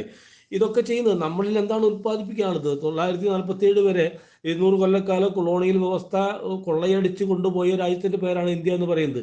അതിനകത്ത് നമ്മൾ എന്താണ് ലോക മാർക്കറ്റ് കൊണ്ടിൽ വിൽക്കാൻ കഴിയുക, അല്ലെങ്കിൽ ലോക മാർക്കറ്റിൽ കൊണ്ടിൽ വിൽക്കാൻ പറ്റുന്ന രീതിയിലേക്കുള്ള ഒരു ചിന്താമണ്ഡലത്തെ ഇവിടെ ആരെങ്കിലും വികസിപ്പിച്ചെടുത്തിട്ടുണ്ടോ? പൂർവ്വകാലങ്ങളിൽ മറ്റേ എന്താ പറയുക, പുഷ്പവിമാനം ഉണ്ടായിരുന്നു. ഈ കുരുക്ഷേത്രത്തിൽ ജനിച്ചിട്ടുള്ള എന്താ പറയുക, കൗരവരൊക്കെ തന്നെ ക്ലോണിംഗ് ആയിരുന്നു. എങ്ങനെ ഈ തട്ടിപ്പും തരികിടിയും അല്ലാതെ എന്തെങ്കിലും ഈ രാജ്യത്ത് ലോക മാർക്കറ്റിനകത്ത് വിൽക്കാൻ പറ്റുന്ന എന്തെങ്കിലും ചരക്കുണ്ടോ? ഇന്ന് ഒപ്പിട്ട കരാറുകളിലൊക്കെ തന്നെ പറഞ്ഞിട്ടുള്ളത് ലോകത്തിൽ ഈ മുതലാളിത്തം ഉൽപ്പാദിപ്പിക്കുന്ന ഒക്കെയും വിറ്റിരിക്കാനുള്ള വിപണിയാണ് ഇന്ത്യ ആയിത്തീരുന്നു. അതാണ് ഈ കരാറുകളിലൊക്കെ ഉണ്ടാകുന്നത്. ഇടതുപക്ഷം നിരന്തരമായിട്ട് പറഞ്ഞുകൊണ്ടിരിക്കുന്നതാണ്. ഈ മാർക്സിന്റെ കാലത്ത് മാർക്സ് തന്നെ പറയുന്നുണ്ട് കൃത്യമായിട്ടും, മുതലാളിത്തം എല്ലാ അതിർത്തികളെയും ലംഘിക്കും, അവരെ എല്ലാ അതിർത്തികളെയും ലംഘിക്കാനുള്ള വഴിയൊരുക്കും. ഇപ്പോൾ ആഗോളീകരണ കാലം എന്ന് പറയുന്നത് അതാണ്. എല്ലാ അതിർത്തികളും ഇല്ലാതെയാകുകയും അവർക്ക് എല്ലാ ഇടങ്ങളിലേക്കും തങ്ങളുടെ ചരക്കുകൾ എത്തിക്കാനും വിതരണം നടത്താനും വിപണനം നടത്താനും ലാഭം കൊയ്യാനുമുള്ള എല്ലാ വഴികളും അവർ നടത്തിക്കൊണ്ടേയിരിക്കും. ആ കരാറുകളാണ് നടത്തുന്നത്. അതുകൊണ്ട് ഇടതുപക്ഷം നിരന്തരമായിട്ട് പറയുന്നുണ്ട്, ഇത്തരം കരാറുകളിൽ നമ്മൾ ഏർപ്പെട്ടില്ലെങ്കിൽ നമ്മൾ നിൽക്കാം. നമ്മൾ സ്വതന്ത്രമായിട്ട് നിന്ന ആളുകളാണ്. സ്വാതന്ത്ര്യം നേടി ചേരിചേര പ്രസ്ഥാനം രൂപീകരിച്ച ഒരു രാജ്യത്തിൻ്റെ പേരാണ് ഇന്ത്യ. അതിന് നേതൃത്വം കൊടുത്ത രാജ്യത്തിൻ്റെ പേരാണ് ഇന്ത്യ. അതുകൊണ്ട് ഈ പറയുന്ന സമ്മർദ്ദങ്ങളൊന്നും പഴയതില്ല. എന്നാൽ ലോകത്തെമ്പാടും ഉണ്ടാകുന്ന മാറ്റങ്ങൾക്ക് അനുസരിച്ച് നമ്മൾ വളരണം. അങ്ങനെ ഈ ലോക മാർക്കറ്റിനകത്ത് കോമ്പറ്റീഷനകത്ത് ഇടപെട്ട് നമുക്ക് നമ്മുടെ ശേഷിയെ അവതരിപ്പിക്കാൻ പറ്റുന്ന രീതി ഉണ്ടാക്കണം. അത് നമ്മളില്ലാതാനും. അതുകൊണ്ട് ലോകത്ത് എമ്പാടും ഉത്പാദിപ്പിക്കുന്ന മുതലാളിത്തത്തിൻ്റെ ചരക്കുകൾ വിറ്റടിക്കാനുള്ള ഒരു മാർക്കറ്റ് മാത്രമായി ഇന്ത്യ മാറിത്തീരുന്നു. അല്ലെങ്കിൽ ഇപ്പോൾ പുതിയ കാലത്ത് വന്നൊരു വാർത്ത, ഈ നായ്ക്കളുടെയും പശുക്കളുടെയും ഒക്കെ തന്നെ മൊത്തം കുത്തക അംബാനിയുടെ മകനോ മറ്റോ ഏറ്റെടുത്തിരിക്കുന്നു. ഇനി ഇന്ത്യയിൽ ഏതൊക്കെ ഈ പറയുന്ന ബ്രാൻഡഡ് ഈ അനിമൽസ് വിൽക്കാനും വാങ്ങിക്കാനും പിന്നെ അതിനെ എന്താ പ്രചരണം നടത്താനും ഒക്കെ ഉള്ള അധികാരം ഇയാൾക്കാണ്. എന്തെങ്കിലും ചെയ്യണമെങ്കിൽ ഇവർക്ക് കപ്പം കൊടുക്കണം എന്ന രീതിയിൽ വന്നിരിക്കുന്നു. അതുകൊണ്ട് ഇന്ത്യയും വലിയ തോതിൽ മാറിക്കൊണ്ടിരിക്കുന്നു. ആ മാറ്റം എന്ന് പറയുന്നത് ഈ മുതലാളിത്തത്തിന് അനുകൂലമായിട്ടുള്ള ലോക കമ്പോളത്തെ ക്രമീകരിക്കുന്നതിനകത്താണ് സംഘപരിവാര രാഷ്ട്രീയം ഇന്ന് നടത്തിക്കൊണ്ടിരിക്കുന്ന പ്രവർത്തനം. അതാണ് ഞാൻ നേരത്തെ പറഞ്ഞ ഈ സാമൂഹ്യ മാധ്യമങ്ങൾ നിരന്തരമായി ഇടപെട്ടുകൊണ്ടിരിക്കുന്നത് മനുഷ്യനകത്തുള്ള ഈ ആവാസ വ്യവസ്ഥയ്ക്കകത്തുണ്ടാകുന്ന പരിമിതികളെ മറികടക്കാനുള്ള ചിന്താമണ്ഡലത്തിനപ്പുറത്തേക്ക് അവർക്കകത്തുള്ള രസാനുഭൂതികളെ വളർത്തിയെടുത്ത് വികസിപ്പിച്ചെടുത്ത് അതിനെ വിതരണം ചെയ്യാൻ പറ്റുന്ന സാഹചര്യം ഉണ്ടാക്കുകയും അങ്ങനെ ആ എടുക്കുന്ന വീഡിയോകളൊക്കെ തന്നെ വിതരണം ചെയ്യുകയും ഒപ്പം തന്നെ മോദി പറയുന്ന ശരികൾ മാത്രം പറയുന്നത് മാത്രം ശരിയാണെന്ന രീതിയിലേക്ക് വരുന്നു. അങ്ങനെ മോദി ഒന്നായിരുന്നു. വാസ്തവത്തിൽ മാർക്സ് ഈ എന്താ പറയുക, ചരിത്രത്തെ കുറിച്ചുള്ള വിലയിരുത്തലുകൾ നടത്തിയത് വ്യക്തിയാധിഷ്ഠിതമായിട്ടല്ല എന്ന് പറഞ്ഞത്. മോദി എന്ത് ചെയ്യുന്നു എന്ന് നോക്കിയല്ല വാസ്തവത്തിൽ ഒരു ചരിത്ര പഠനം നടത്തേണ്ടത്, മറിച്ച് മോദി ഭരിക്കുന്ന ഇന്ത്യയിലെ ജനങ്ങൾ എന്ത് ചെയ്യുന്നു, എന്ത് ചിന്തിക്കുന്നു എന്നതാണ്. വാസ്തവത്തിൽ ഇന്ന് അങ്ങനെയല്ല. ഇന്ന് ആലോചിക്കുന്നത് അതൊരു ആഗോള മാധ്യമങ്ങൾ ഏറ്റെടുത്തൊരു പദ്ധതിയാണ്. ജനങ്ങൾ എന്ത് ചിന്തിക്കുന്നു എന്നതല്ല, മോദി എന്ത് പറയുന്നു. അങ്ങനെ മോദി പറയുന്നത് മാത്രം ലോകത്തിൻ്റെ വാർത്തയാകുന്നു, ഇന്ത്യയുടെ വാർത്തയാകുന്നു. മോദി ശരിയായിത്തീരുന്നു. മോദി ഏത് കാലത്തും ശരിയല്ല എന്നുള്ള വസ്തുത. അതുകൊണ്ട് ഒരു ശരിയുമില്ലാത്ത മോദി ഏറ്റവും ശരിയായിത്തീരുന്നത് ഈ എന്താ പറയുക, സത്യാനന്തര കാലത്തുള്ള ബോധപൂർവ്വം നിർമ്മിച്ചെടുക്കുന്നതാണ്. ആ നിർമ്മിച്ചെടുക്കുന്ന ഈ മണ്ഡലത്തെ അംഗീകരിക്കാൻ പറ്റുന്നൊരു മനുഷ്യ സമൂഹത്തെയും നിർമ്മിച്ചെടുക്കുന്നുണ്ട്. ഞാൻ നേരത്തെ പറഞ്ഞ പലപ്പോഴും നമ്മുടെ മീഡിയകളിൽ കാണാൻ പറ്റുന്നൊരു കാര്യം, എന്താ പറയുക, ഈ സ്ത്രീകൾ, അല്പവസ്ത്രധാരികളായ സ്ത്രീകൾ അവർ ഇങ്ങനെ സംസാരിച്ചിരിക്കുന്നു, ആളുകളോട് ഓൺലൈനിൽ സംസാരിച്ചുകൊണ്ടിരിക്കുന്നു, അതിന് പണം കിട്ടുന്നു. അസുഖം നടക്കുന്നതാണ്. ഉപജീവന മാർഗം മുട്ടിപ്പോകുന്ന മനുഷ്യൻ്റെ അവസ്ഥയാണത്. സ്വതന്ത്രമായിട്ട് എന്താ പറയുക, നല്ല രീതിയിൽ അധ്വാനിച്ച് ജീവിക്കാനോ ഉള്ള ചിന്താശേഷിയും ആരോഗ്യശേഷിയുള്ള മനുഷ്യന്മാരെ ഈ തങ്ങളുടെ തന്നെ ശരീരം പ്രദർശിപ്പിച്ചു കൊണ്ട് കാശ് മേടിക്കാൻ പറ്റുന്നു. ആ കാശ് അവർക്ക് കിട്ടുന്നുണ്ട്. ആ കാശ് കിട്ടുന്നതുകൊണ്ടാണ് കൂടുതൽ കൂടുതൽ. ഇപ്പം ഇന്നലെ വരെ അല്പവസ്ത്രധാരിയാണെങ്കിൽ പൂർണ്ണമായിട്ടും വിവസ്ത്രയാകാൻ തയ്യാറാകും ഒരു പണം കിട്ടുന്നതിലൂടെ. ഞാൻ പറയുന്നത് ഏറ്റവും മോശപ്പെട്ട ഒരു ഇടത്തെ പോലും വാണിജ്യവൽക്കരിച്ച് വിപണിവൽക്കരിച്ച് അത്തരമൊരു കാലത്ത് നിർമ്മിച്ചെടുക്കുന്നു. ഈ കാലമാണ് ശരിയെന്ന് പറയുന്ന രീതിക്ക് മനുഷ്യന്മാരെ പാകപ്പെടുത്തിയെടുക്കുന്ന കാലത്ത് ഈ പറയുന്ന മാർക്സിൻ്റെ ഓർമ്മകൾക്ക് വലിയ വലിപ്പമുണ്ട്. മാർക്സിസം എന്ന് പറയുന്ന ആശയത്തിനും വലിയ വലിപ്പമുണ്ട്. ഞാൻ നേരത്തെ പറഞ്ഞ വർഗരഹിതമായ ഒരു കാലം ഉണ്ടാകേണ്ടതുണ്ട്. വർഗരഹിതമായ ഒരു കാലത്തിലേക്കുള്ള യാത്രക്കിടയിൽ പലതരത്തിലുള്ള പിറകോട്ടടികൾ പിന്നോട്ടടികളൊക്കെ സംഭവിക്കാം. ഇപ്പോൾ ചിലപ്പോൾ പറയും ത്രിപുര എന്തായി, നിങ്ങൾക്ക് ബംഗാൾ എന്തായി എന്നൊക്കെ ചോദിക്കാം. ഈ ചോദ്യങ്ങൾക്കൊന്നും ഉത്തരം ഇവർ പറയുന്ന അർത്ഥത്തിൽ പറയാൻ കഴിയില്ല. ഉത്തരങ്ങളൊക്കെ നമുക്കറിയാം. ഏത് കാലത്തും ഈ ആശയം നിരന്തരമായിട്ട് പരിവർത്തനങ്ങൾക്ക് വിധേയപ്പെടുത്തിക്കൊണ്ട് മാത്രം സഞ്ചരിക്കുന്നൊരു പ്രത്യയശാസ്ത്രമാണ് മാർക്സിസം എന്ന് പറയുന്നത്. നിഷേധത്തിൻ്റെ നിഷേധം, ഒന്നിനെ നിഷേധിച്ചേ ഒന്നിനെ വളരാൻ വേണ്ടി കഴിയൂ. ആ നിഷേധം വസ്തുതാപരമായും ശാസ്ത്രീയപരവുമായിരിക്കണം. അതുകൊണ്ട് തന്നെ ഇന്നലെ നിലനിന്ന വ്യവസ്ഥയെ മാറ്റിക്കൊണ്ടാണ് ഓരോ പുതിയ വ്യവസ്ഥയും വരുന്നത്. ഈ പറയുന്ന അടിമ വ്യവസ്ഥയിൽ നിന്നും ഫ്യൂഡൽ വ്യവസ്ഥയിൽ നിന്നും മുതലാളിത്ത വ്യവസ്ഥയിലേക്കും. ഈ മുതലാളിത്ത വ്യവസ്ഥയ്ക്കും സ്ഥായിയായി നിലനിൽക്കാൻ കഴിയില്ല. അതിനെയും മറികടക്കാൻ വേണ്ടി വരും. കാരണം മുതലാളിത്തം ശാശ്വതമായി നിലനിൽക്കാൻ കഴിയുന്നതല്ല. അതുകൊണ്ട് തന്നെ അതിനെയും മറികടക്കും. അതുകൊണ്ട് ഇതിനെയൊക്കെ മറികടക്കാൻ ആവശ്യമായിട്ടുള്ള സംഘടിത ശേഷിയും സംഘശേഷിയും ഒക്കെ ഉണ്ടാകേണ്ട ഒരു കാലമാണ്.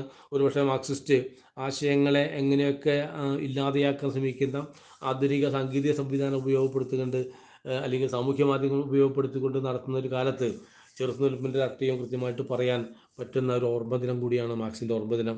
അത് മാർക്സിൻ്റെ മാത്രമല്ല, ഏത് ചരിത്രത്തിനകത്ത് മനുഷ്യപക്ഷത്തിന് വേണ്ടി ഇടപെട്ട് ഇല്ലാതെയായിട്ടുള്ള എല്ലാ മനുഷ്യന്മാരോടും ഉള്ള ഒരു ഐക്യപ്പെടൽ കൂടിയാണ് ഈ ഓർമ്മ ദിനങ്ങളൊക്കെയും. അതുകൊണ്ട് ഈ ദിനത്തിനകത്ത് മഹാനായ മാർക്സിനെ ഓർമ്മിച്ചെടുക്കാൻ ഞാൻ പറഞ്ഞത് അത്ര കണ്ട് ശരിയായോ എന്നൊന്നും എനിക്കറിഞ്ഞുകൂടാ. സാധാരണഗതിയിൽ നമ്മൾ ചർച്ചകളൊക്കെ പങ്കെടുക്കുന്ന അതേ രീതിയിൽ തന്നെയാണ് ഇത് പറഞ്ഞിട്ടുള്ളത്. അങ്ങനൊരു പരിമിതി ഉണ്ടാകാം എങ്കിൽ പോലും ഇത്തരമൊരു ദിനത്തിനന്ന് മഹാനായ മാർക്സിൻ്റെ തന്നെ എന്ന് പറയുന്നത് അതൊരു ഒരു വലിപ്പമുള്ള ഒരു വലിപ്പമുണ്ട് അതിന്. മാർക്സിനെ അനുസ്മരിക്കാൻ ഒരു അവസരം കിട്ടുക എന്ന് പറഞ്ഞാൽ അതിനകത്ത് വലിയ അഭിമാനമുണ്ട്. അത്തരം ഒരു അഭിമാനപരമായ ഒരു ഒരു ഒരു അനുസ്മരണത്തിന് എന്നെ ക്ഷണിക്കാൻ സന്മനസ് കാണിച്ച നമ്മുടെ ഇടതുപക്ഷം പ്രതിപക്ഷത്തിൻ്റെ മാധ്യമ കൂട്ടായ്മയിലെ അഡ്വസക്കാർക്കും ഒപ്പം തന്നെ എന്നെ ശ്രമിച്ച എല്ലാ പ്രിയപ്പെട്ട സുഖാർക്കും അഭിവാദ്യങ്ങൾ. വിപ്ലവം വിജയിക്കട്ടെ. അഭിവാദ്യങ്ങൾ.